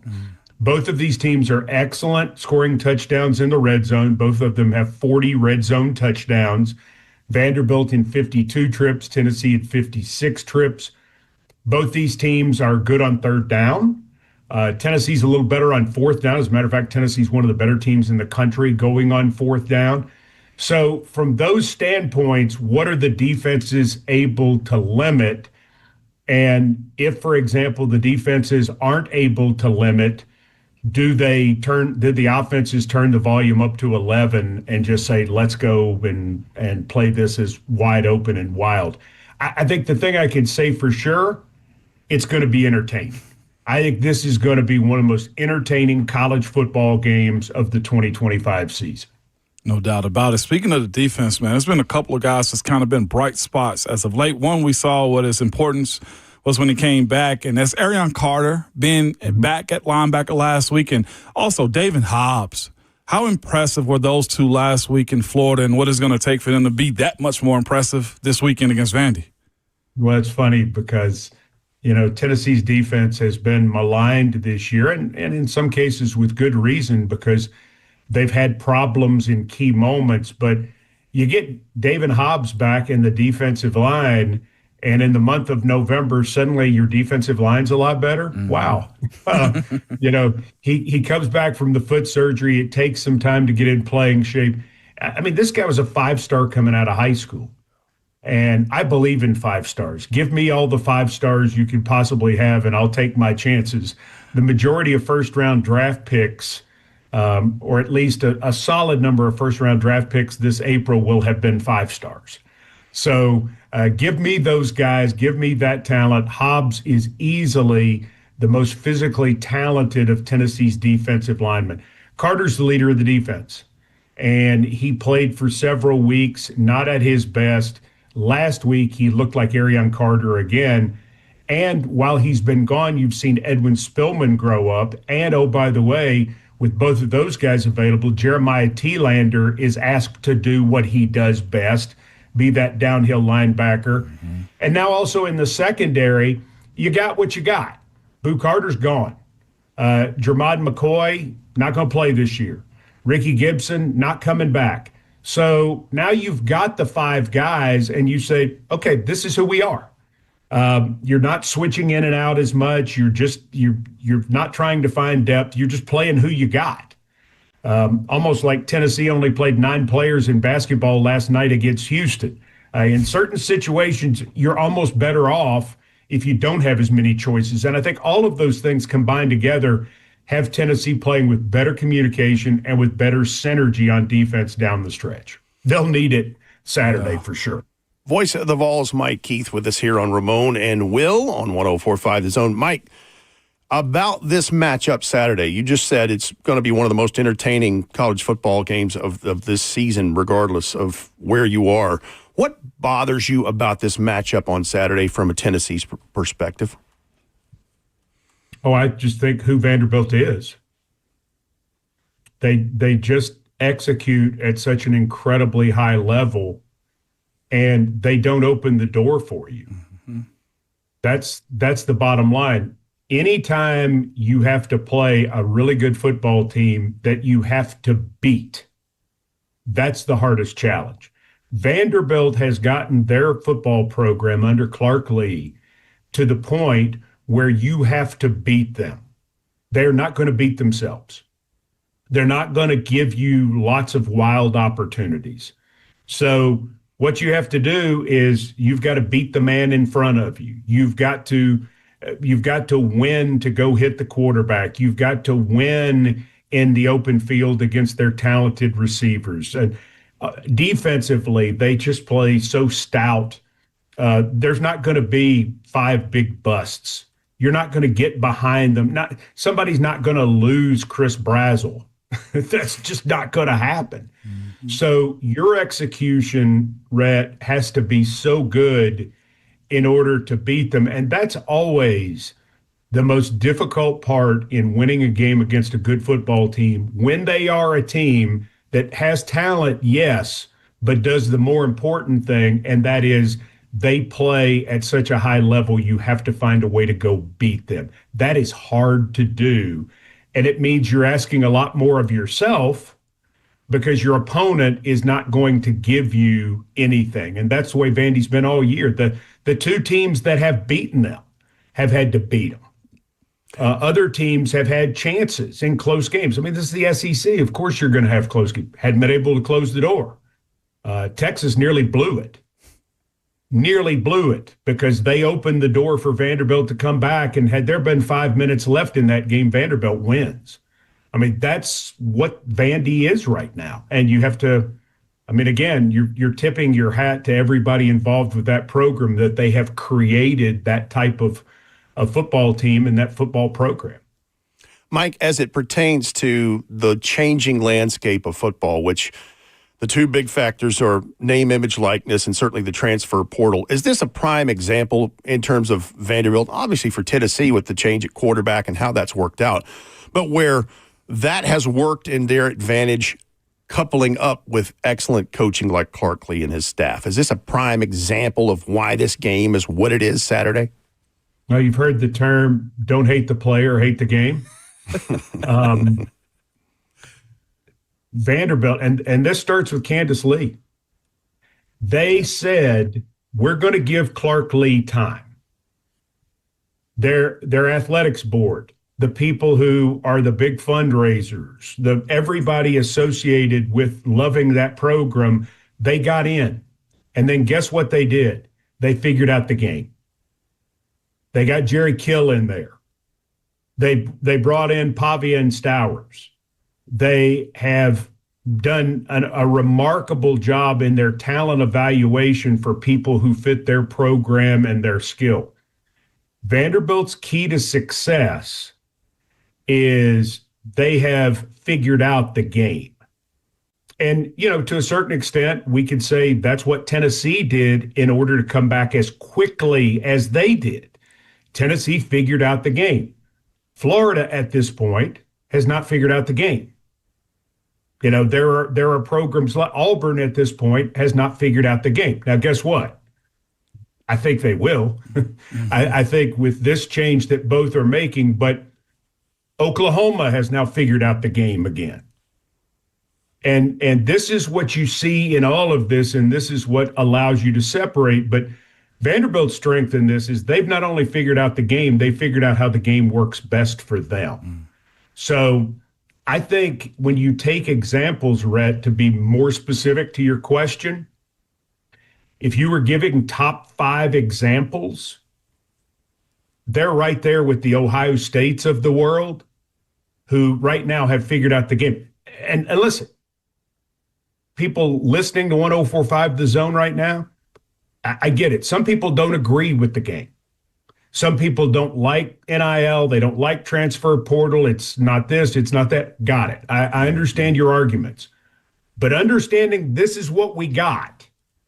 The key to this is understanding the game.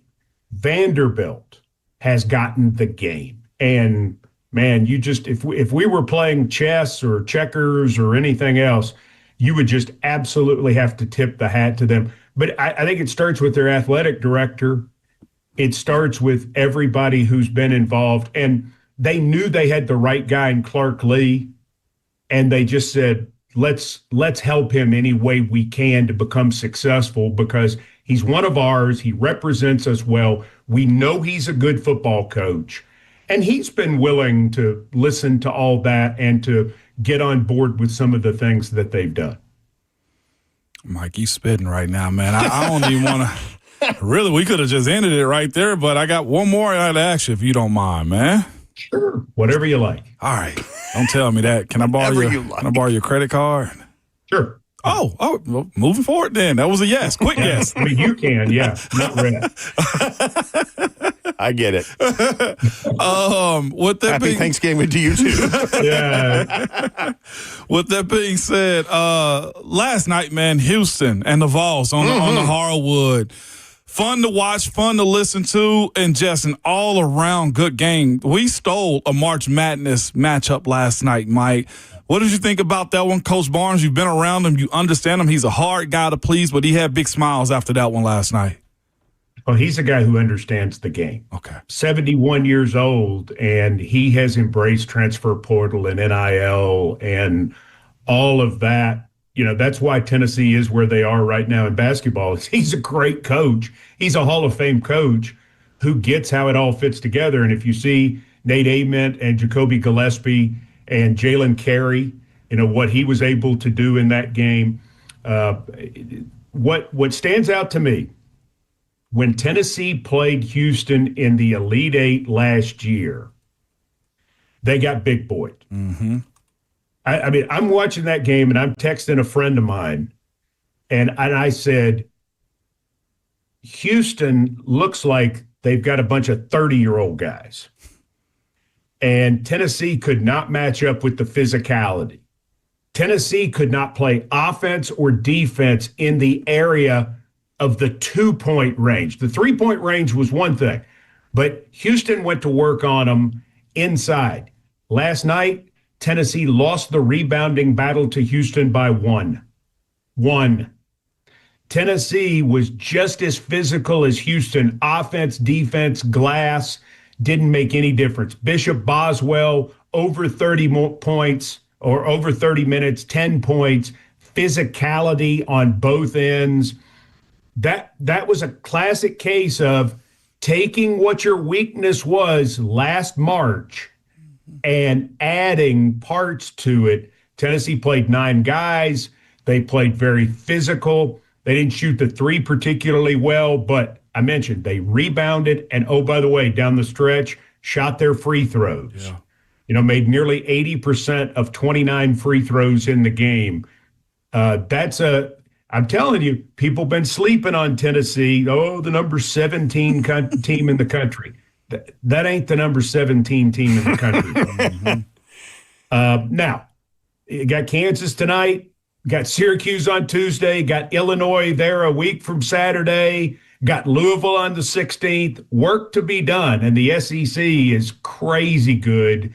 But I think Tennessee has improved not only what they can do offensively from the 3-point range, they've improved a lot of what they can do as far as 2-point scoring, finishing at the basket, and on defense, they're a typical Rick Barnes team that has better size and more physicality. I think this is going to be a dangerous club come March, and they showed you a peek of that last night with their improvement against Houston. Man, that team defensively hit the floor faster than a toddler on the playground, Mike. They defensively, their hustle is, to your point, you better hit that floor or you're going to be on the bench. It's the way I look at it. If you don't play defense, you're not playing. Yeah. I mean, that's where it starts for Rick Barnes. That's what he's emphasized to Amari Abram. You're one of our better 3-point shooters, but to get out there, you've got to play defense. He's playing defense now. Bishop is a key factor in that because he is an excellent defender. Was a great high school football player. Yeah. I mentioned that to one of the football coaches. He's like, I wonder what he's interested in doing after he finishes. He was an all region wide receiver just outside of Charlotte. And when you see, and Jacoby Gillespie was an all-state defensive back at Greenville. Yeah. And when you see those athletes out there, you're like, they look like football players. Jalen Carey certainly looks like a football player. They didn't have a dude like that last year. 13.7 boards against Houston, and most importantly, 23 minutes. Yeah. Big. Mike Keith, Voice of the Vols, joining us here on Ramon and Will. Have a great call Saturday afternoon. We'll all be listening. Tell Larry and the boys that we said hello. Well, I will do that. It's wonderful to be on with you. And again, happy Thanksgiving to you guys and to everybody listening. And go Vols. Go Vols. Go Vols is right. Thanks, Mike. Appreciate that. Right. When we move on, we discuss some shout-outs in high school football. As a matter of fact, I'm glad Mike mentioned that because the Tennessee Titans Mr. Football finalists were announced last night. Let's give a rundown of some shout-outs of this. Let's do that. That is ahead on Ramon and Will. Brewed up by Scooters Coffee on 104.5 The Zone.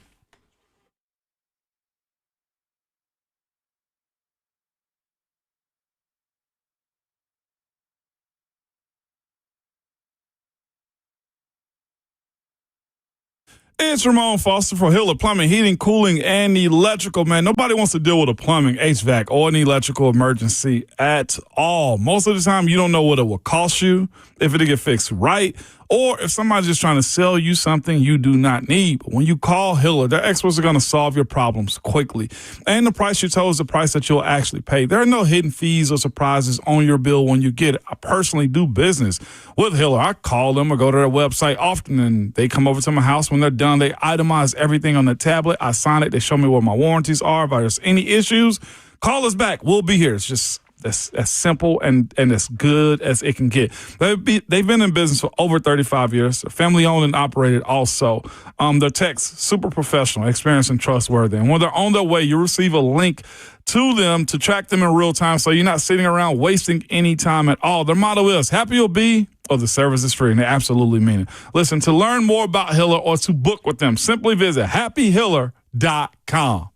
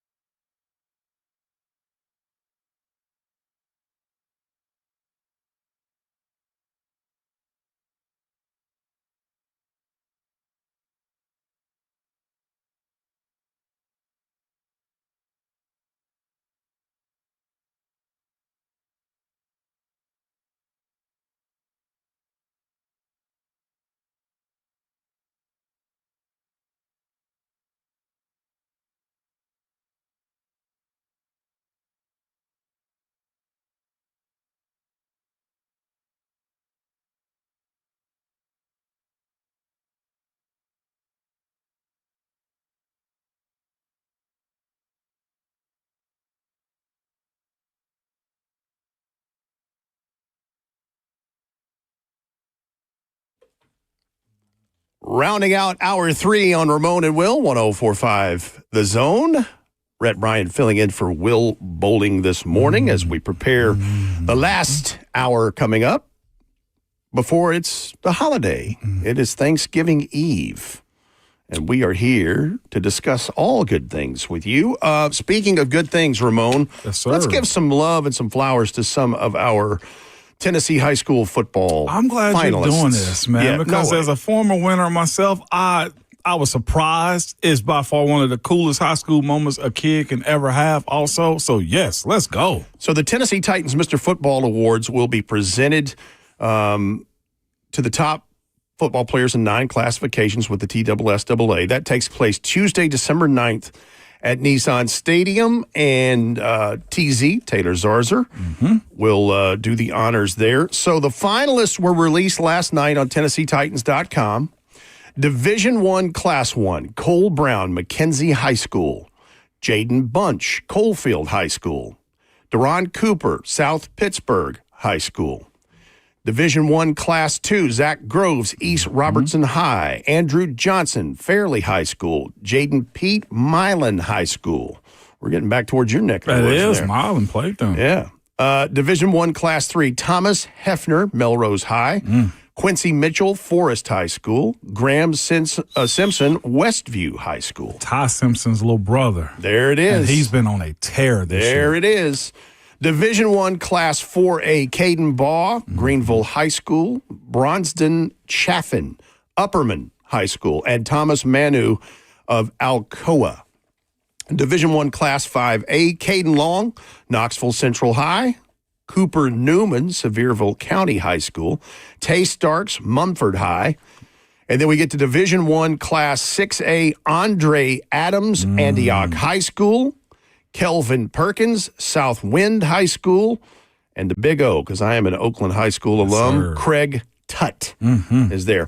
Now, Division II, Class A, and this is a very interesting figure that's one of the finalists because he's talked about Georgia, there's talk about Vandy, and it's quarterback Jared Curtis, Nashville Christian School. Nix Fulton, Tipton Rosemark Academy. Terry Ward, Nashville Christian School. So they got 2 finalists in the same. Yeah, pretty wild, huh? It is. Division II, Class 2A is David Green Jr., Boyd Buchanan. Caden Marable, Battleground Academy. Shavar Young, Webb School of Knoxville. Division II, Class AAA, Briggs Cherry, Baylor. How about David Gabriel George, Baylor High School? You talk about a dang running back.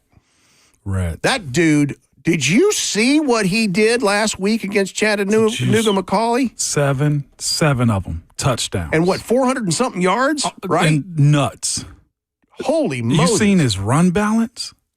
Could he be wearing orange? Listen, it's he be wearing orange? Back and forth out here between. It's a short jaunt up by 75. I'm telling you, and he's Canadian also. I think his family speaks French for the most part too. What is there's a pipeline to that from Canada. Little Manning is there too. Peyton Marshall is at Baylor Manning. also. It's a boarding school also, so they can play a different game.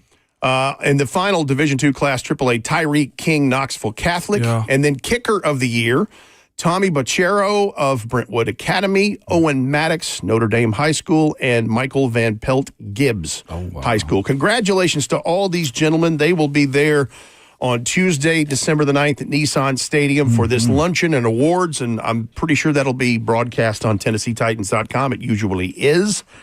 And that's a special day for those young fellas. There's been some really good Tennessee Titans Mr. Football Award winners that have gone through that process. I'm sitting across from one here, and I remember the year that T. Higgins was one. I remember the year that Trey Smith was one.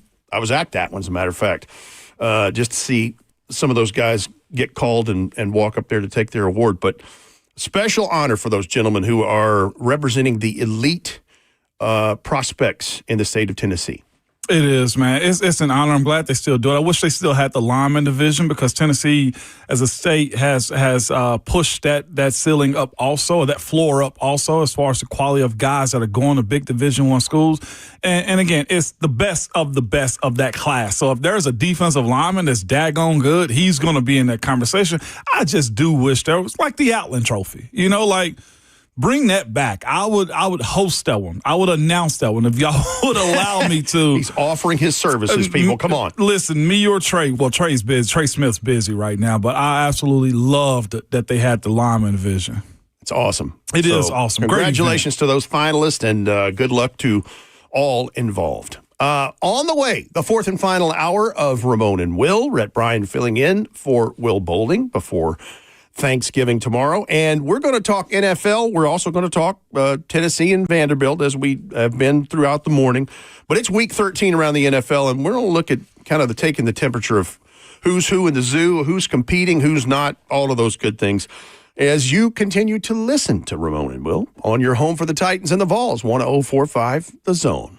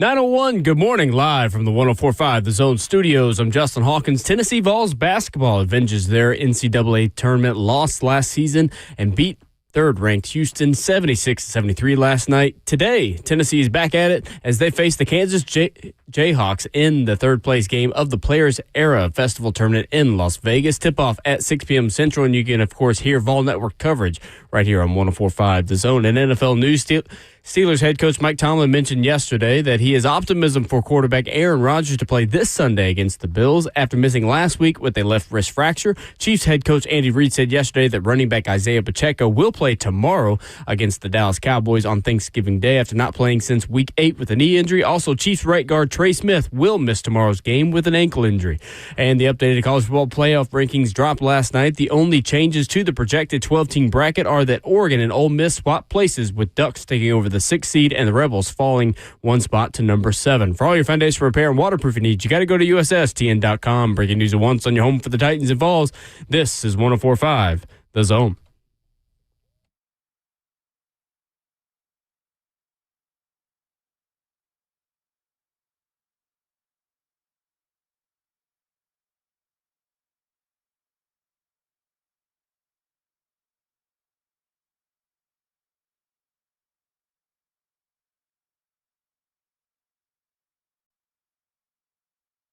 Fourth and final hour, 4 fingers up as we celebrate the last hour before Ramon and Will have the prep that begins Thanksgiving dinner tomorrow. Yes, sir. Will Bowling already celebrating with his family, and so Rhett Bryan here filling in, Ramon Foster in for this last hour, and of course the excellent producer known as Justin Hawkins behind the glass, making it happen for us.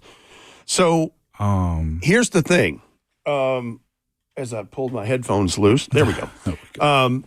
Week 13 around the NFL, and I thought we'd do a little snapshot of what the league looks like right now and also do a little preview of what the triple header is tomorrow. There's a Black Friday game as well.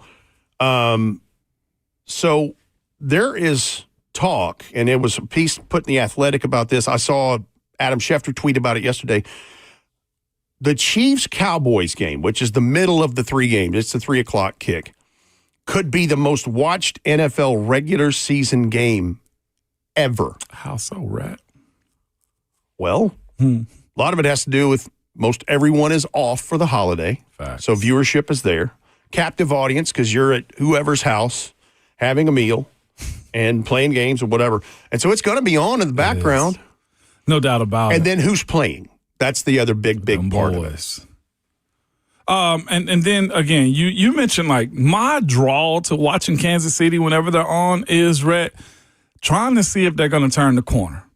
I think a lot of people at this point now for what the new I was about to say the New England, because I feel like they're playing the same pathway for what the Kansas City Chiefs started off as in like around 2017, where everybody loved them. Everybody loved Patrick Mahomes. The wizardry of watching Andy Reid, the most lovable coach, has kind of turned on them now. And most people want to hate watch them, or like me, want to see if they can still be who I think they are and make those plays because they have Patrick Mahomes as a quarterback. So I'm with you. I agree with that assessment that this is going to be a highly watched game for a lot of people. And then also you mix the Cowboys component into it too. As many times as the camera can pan to Jerry Jones and his suite, they're going to. And again, the emotions that he watched the game, I feel like is almost like a fan. He is a fan of his team. He's the biggest fan I think the Cowboys have when it comes down to it. But again, the Cowboys are playing good football on top of that too.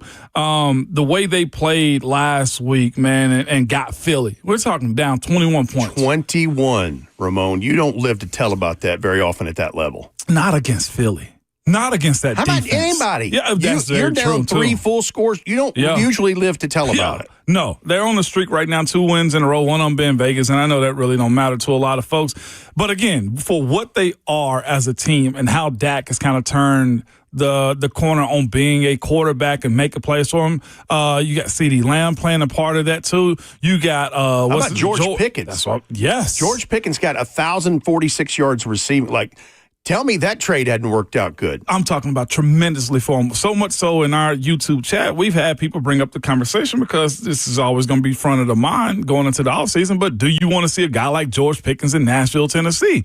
Like, he's going to create a market for himself. I personally think it'd be smart on Dallas to re-sign him for whatever deal it is, because one, CeeDee Lamb is good. Having a threat on the other side of CeeDee Lamb is better for your team if they are really trying to build something up in Dallas. George is going to cost. He's created a bigger market for himself for all the problems that I heard about in Pittsburgh and was publicized from time to time as far as his attitude. I've recently heard he's been a model citizen. Now, the question that George Pickens has to ask or has to answer going into free agency is it because money's on the line? It's a contract year? Or is this the person you wanted to be and you just didn't want to be this in Pittsburgh? And is some of it also just the change of address? Yeah. Knowing that, like, because Dallas, that building, that star on the helmet, that's who he is. A brand. That's who he is. It is. He's not Three Rivers. No. Get your hands dirty. He ain't Green Bay. Blue collar. Nope. No. He's Flash. Yes, he is Flash. And Dallas, to your point, satisfies a lot of that. Yeah. This Kansas City game, is it in Kansas City or is it in Dallas? Probably it's in Dallas. Dallas. Of course. Yeah, it's in Dallas. Is Jerry ever going to miss a prime time? He hosts an event? Never. Well, Dallas and the Detroit Lions are the ones that, Detroit's the one that started all this years ago. Yeah. With having a home game on Thanksgiving. It was the only one on, wasn't it, for a while? For a long, long time. Yeah, absolutely. So here's something that was interesting that I took a screenshot yesterday. Ian Rappaport put this tweet out. On November the 4th, the Cowboys traded for Quinnen Williams, Logan Wilson. After the bye, DeMarvion Overshawn comes back. Savon Ravel comes back, Malik Hooker, and Donovan Wilson. So 3 DBs and a linebacker, along with those 2 excellent players they traded for. The improvement in the defense has been noticeable from NFL Plus. In week 1 through 9, Dallas's defense was 31st. They allowed 30.8 points per game. They were 29th in rushing yards allowed, allowing 143 a game. Since then, and it's a 2-week sample, I understand that, they are 11th in scoring, allowing 18.5 points per game. And I know one of those was the Vegas Raiders. I get that. Chip Kelly's been fired.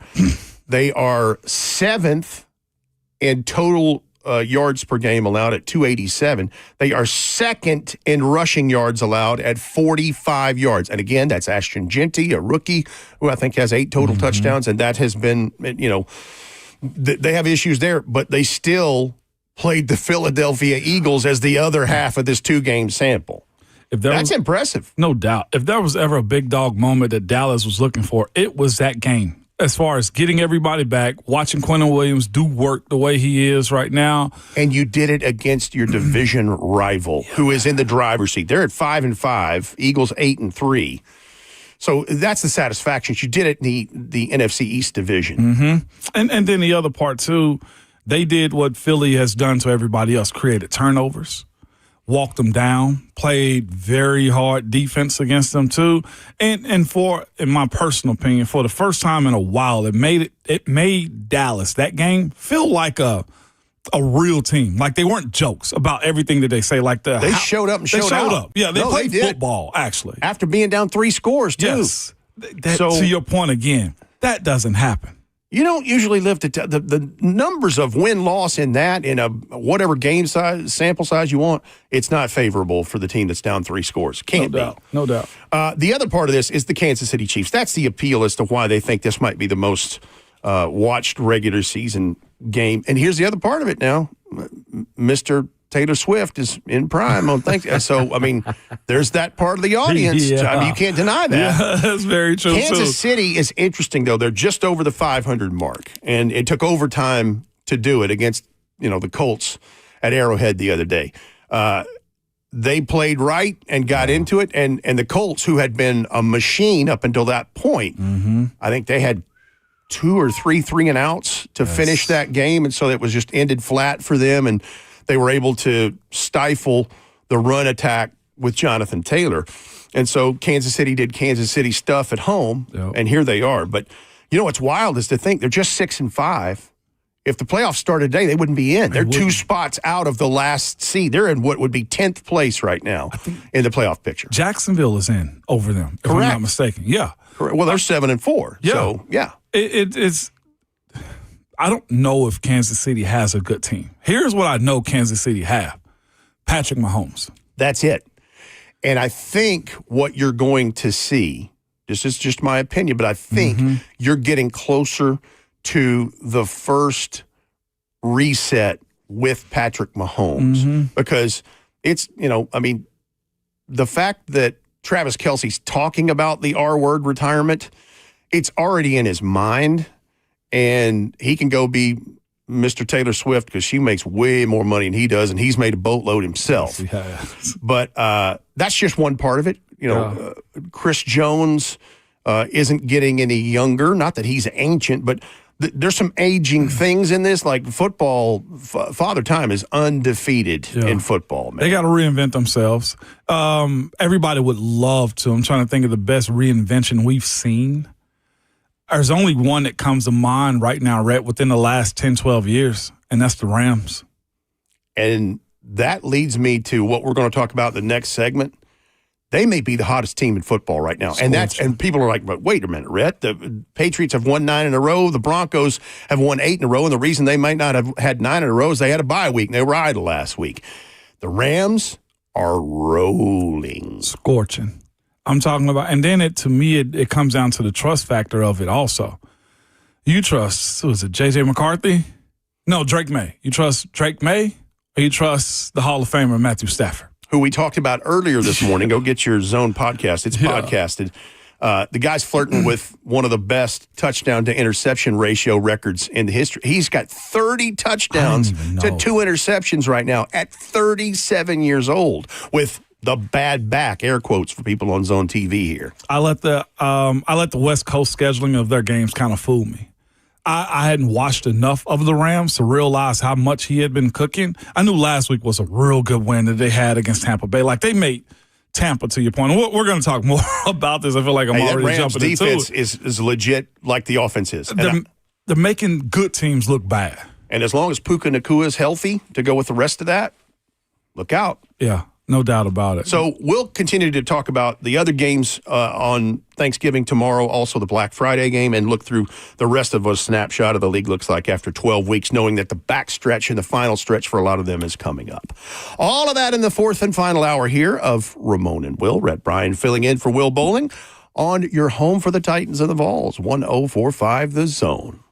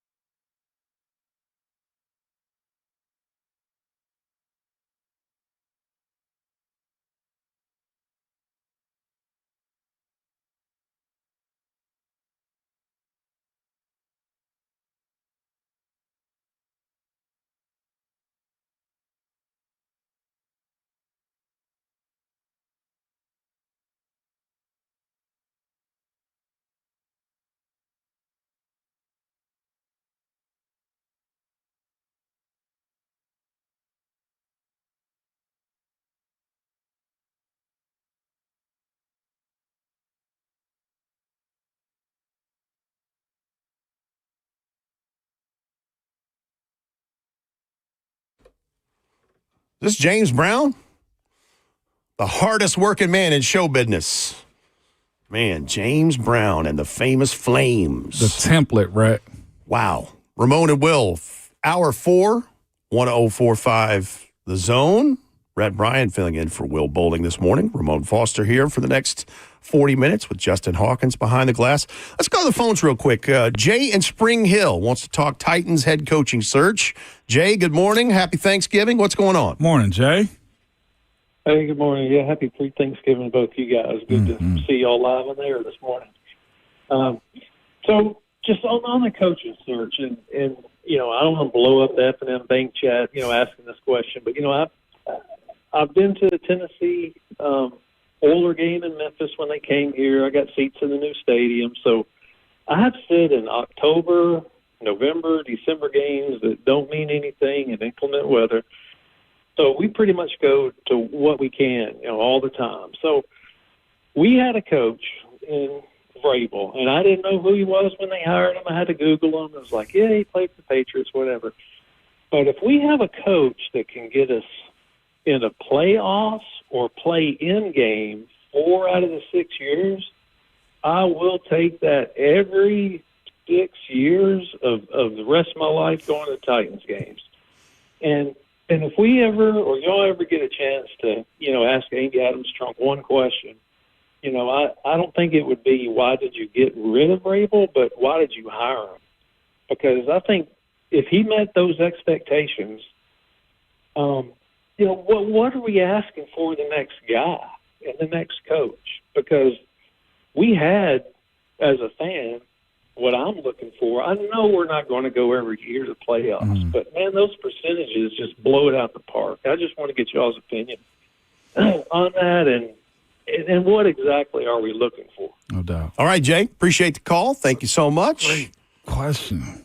And I think it's what Titans fans, I mean, he's clearly invested. He's had seats for a long, long time. And already got new ones. And that's right. So it's a valid question.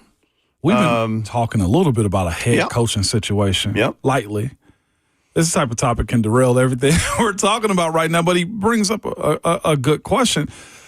So I guess my first stance would be on asking how did he get hired is also when do you as fans get tired too? Because, again, Vrabel's ending here in Nashville wasn't the greatest. Was it 3-18, I think, what was his last 21 games or something here, right? Yeah. So there's that side of it, too. And he does bring up a good point. He said, if I made the playoffs every 3 years or, you know, you make a run and you got winning records, it's so hard, Rhett, to do these jobs as coaches now. I think specifically in the college level, but also in the NFL too, because the need, the want, the money that fans are spending, the subscriptions that everybody got to pay for, demand is high for winning. And then you see coaches like Sean McVay or Sean Payton or others that just Vrabel now in New England win fast, and you think that you should also. At what point do you give it time and grace and understanding into what the product is? The Titans now, you know, is it 2 coaches in 4 or 5 years when it comes down to it? They've taken it down to the stud walls. So it's clearly a rebuild, reset. And, it's going to take time because you have to get the roster back to what it needs. And I think the coaching search revolves around knowing what that landscape looks like. Because this is probably going to happen in January, right? That's, absolutely. I mean, and they've got a head start on everybody else. So to me, it has to be a strong coach that molds this thing into what they want it to be, whatever that is. They have to do that. Because here's the thing, here's the truth of it all. The roster got in the shape that it did, and that contributed to some of that record that Vrabel had is, you know, they had those 2 years where the injuries, 71 different players, 91 different players, and then just, you know, things deteriorated pretty quickly. Yeah. But the other part of it is you have to think about where this thing is now because there'll be more roster turnover because of free agency and those things. Think about this. 13 rookies have contributed pretty significantly on the field. That's 25% of your regular season roster. Think about that with how young this thing is. But the coach they're looking for is probably the guy that is a definition by what they say, do, and act and coach is the definition of a Titan. Yeah. Because those player types, you can see what Mike Borgonzi's done with this draft class. No doubt. These gentlemen they're buttoned up, they're business, they're standing on business, they're about it. So mine, and I can't fire him. I don't know if he will get fired or want to leave, but my first pick, and I wouldn't trade for him because you need as much trade capital as you can probably get. Look at what they did the trade deadline. That'll tell you about what they're going to do with capital. Exactly. Yeah. But if you can in any way get Mike Tomlin, and yes, I say that because I know him and I coach for him too.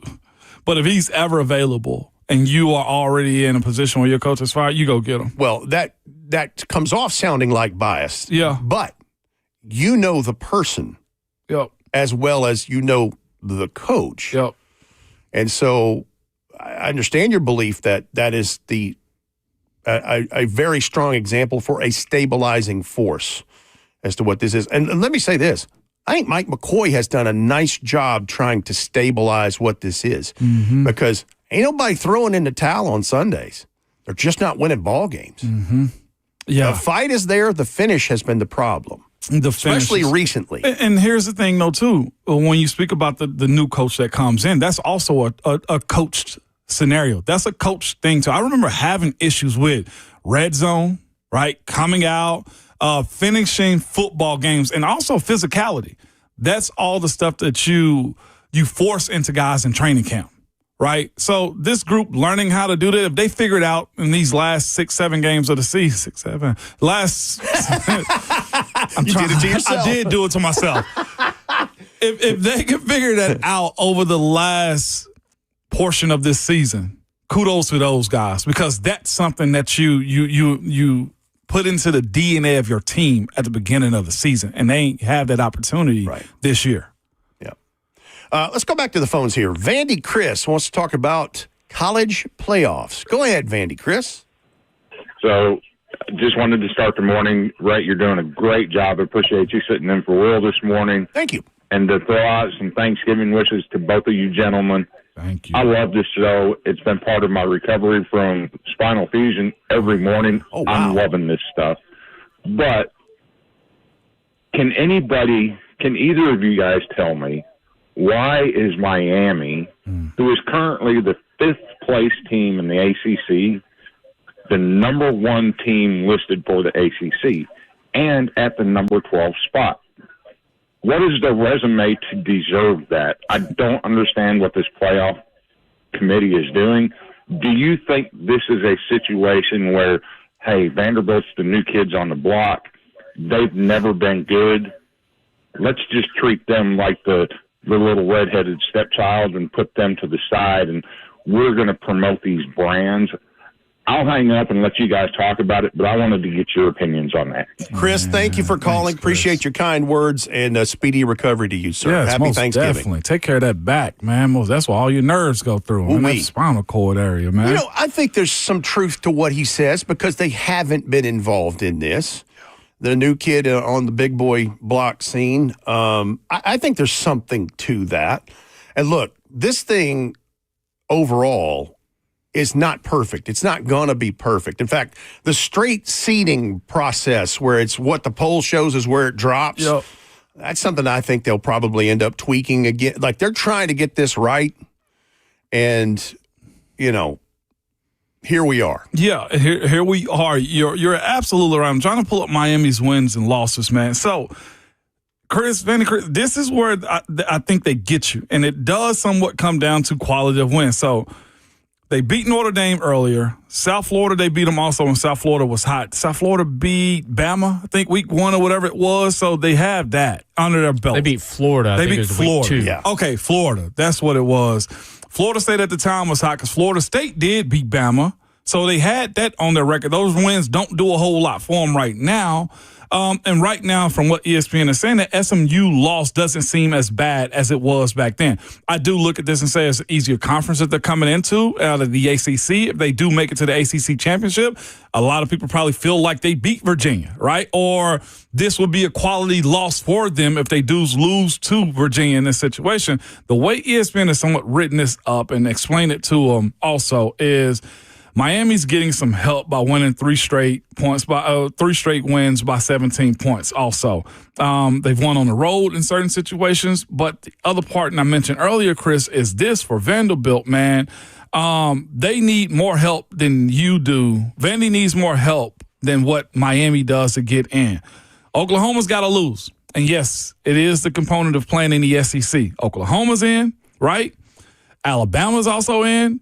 And also, you look at you needing a quality win in Knoxville this upcoming weekend.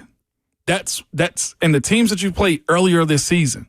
Virginia Tech turned into a dud. South Carolina turned into a dud. You didn't play Missouri with their starting quarterback, and that turned into a dud. You lost the games that you weren't afforded to that you won last year. You look at the Vols situation as it pertains to last year. They beat Florida. They beat Alabama. This year, just as the Vols did, lost to Alabama, you lost to Texas. Those would have been quality wins to get you over the hump. It's just that your ability this year of having quality wins is just the wrong time that the other teams have sucked. To be quite honest with you, nobody knew South Carolina was going to crap the bed like this. Absolutely nobody. To be honest with you, I don't even know if Miami's going to make the playoff. They may not even make the ACC. They may not even make the ACC championship game because it may come down to Virginia, may come down to Pitt. If Miami loses to Pitt this week, they're out. Yeah, no matter absolutely, what. They're done. But also, you got SMU, who's got the win over Miami. Mm-hmm. So, they may not even play in the ACC championship game, Mm-hmm. and I think it's a one-team only in the ACC this year. So somebody's going to steal a bid. Miami may not be that team, and that may play in Vanderbilt's favor. Mm-hmm. It also may not because you still got these Big 12 teams like a BYU coming in. I feel Vanderbilt's just the odd man looking in, and it's just unfortunate because they're probably not this big powerhouse brand school like an Alabama, whatever. Right. If it was the other case, you're probably talking about maybe Vanderbilt coming in at 9 or 10. It is what it is. To Chris's point, Alabama gets in this scenario. Exactly. That's right. And that's why Vandy just has to take care of business Saturday and keep moving forward. I mean, control what you can control. And that's the only thing in front of them right now that is in their control. There are 3 teams that had bad seasons at the worst time for you. South Carolina, LSU, Missouri, and Auburn all had bad seasons the year that you didn't need them to have bad seasons. Yep. Let's go back and talk just for a quick preview of the other games tomorrow on the National Football League schedule for Thanksgiving. Green Bay at Detroit. I think that'll be a good game just based on where things are with both of those franchises. Yep. And so, Ford Field always is lit up for that game.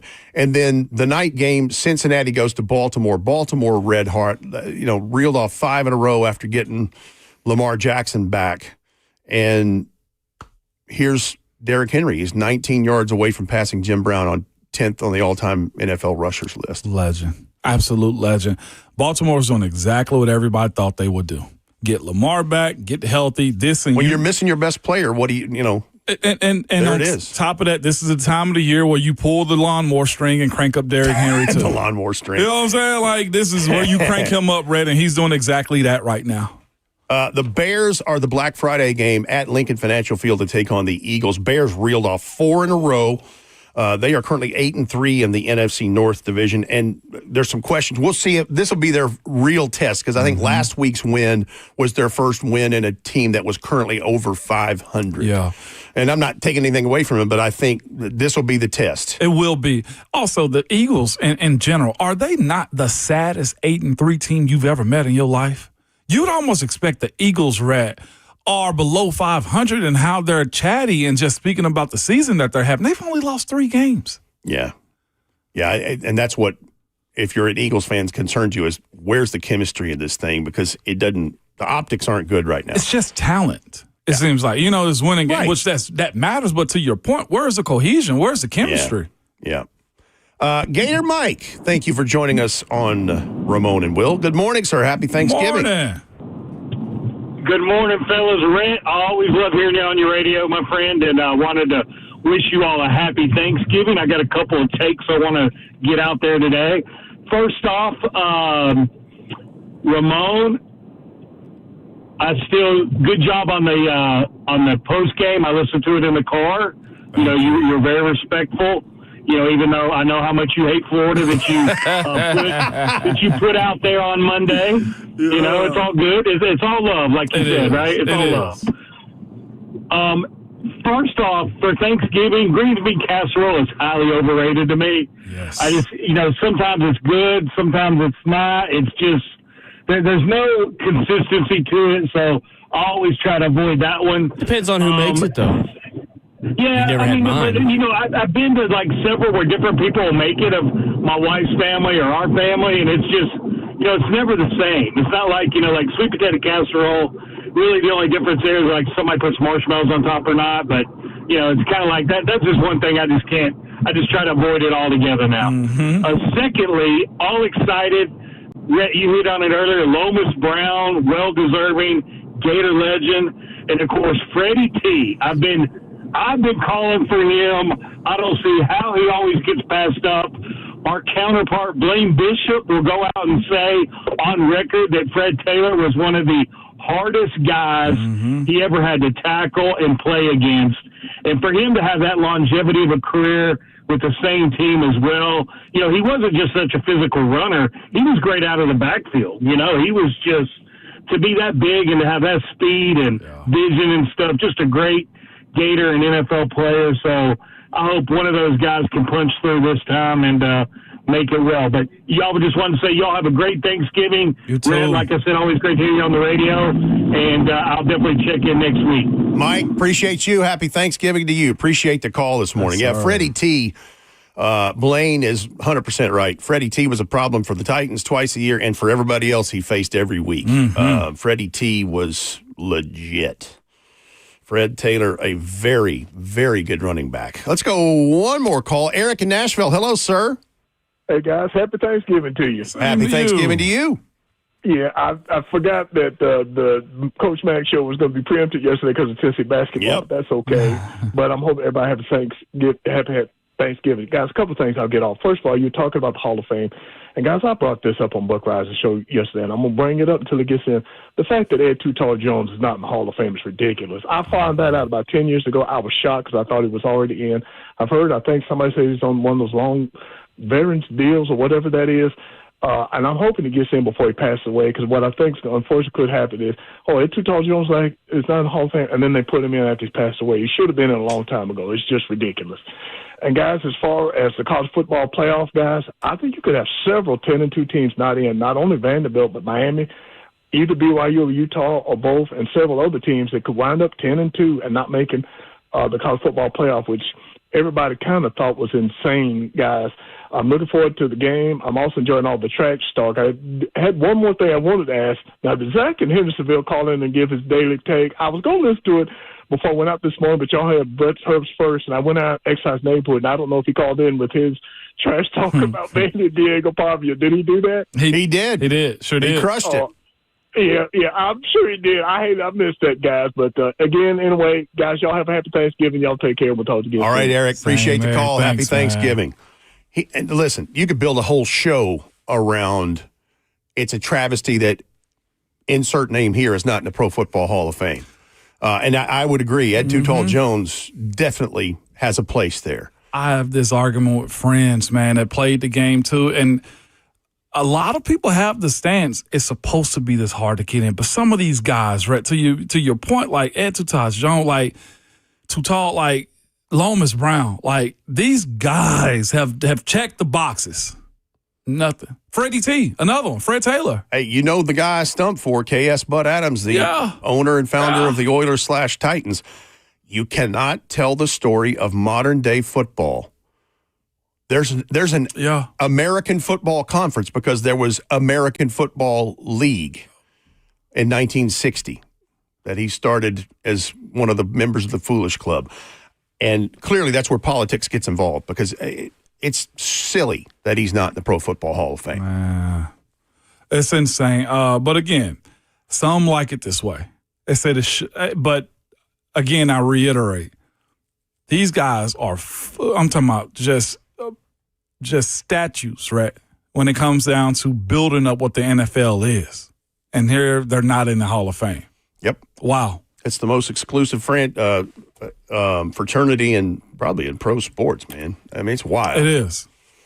All right. When we come back, wrapping up the show, final thoughts on Tennessee-Vanderbilt and anything else that we can think of before we have Thanksgiving tomorrow. It's Ramon and Will coming back to wrap it up next on 104.5 The Zone.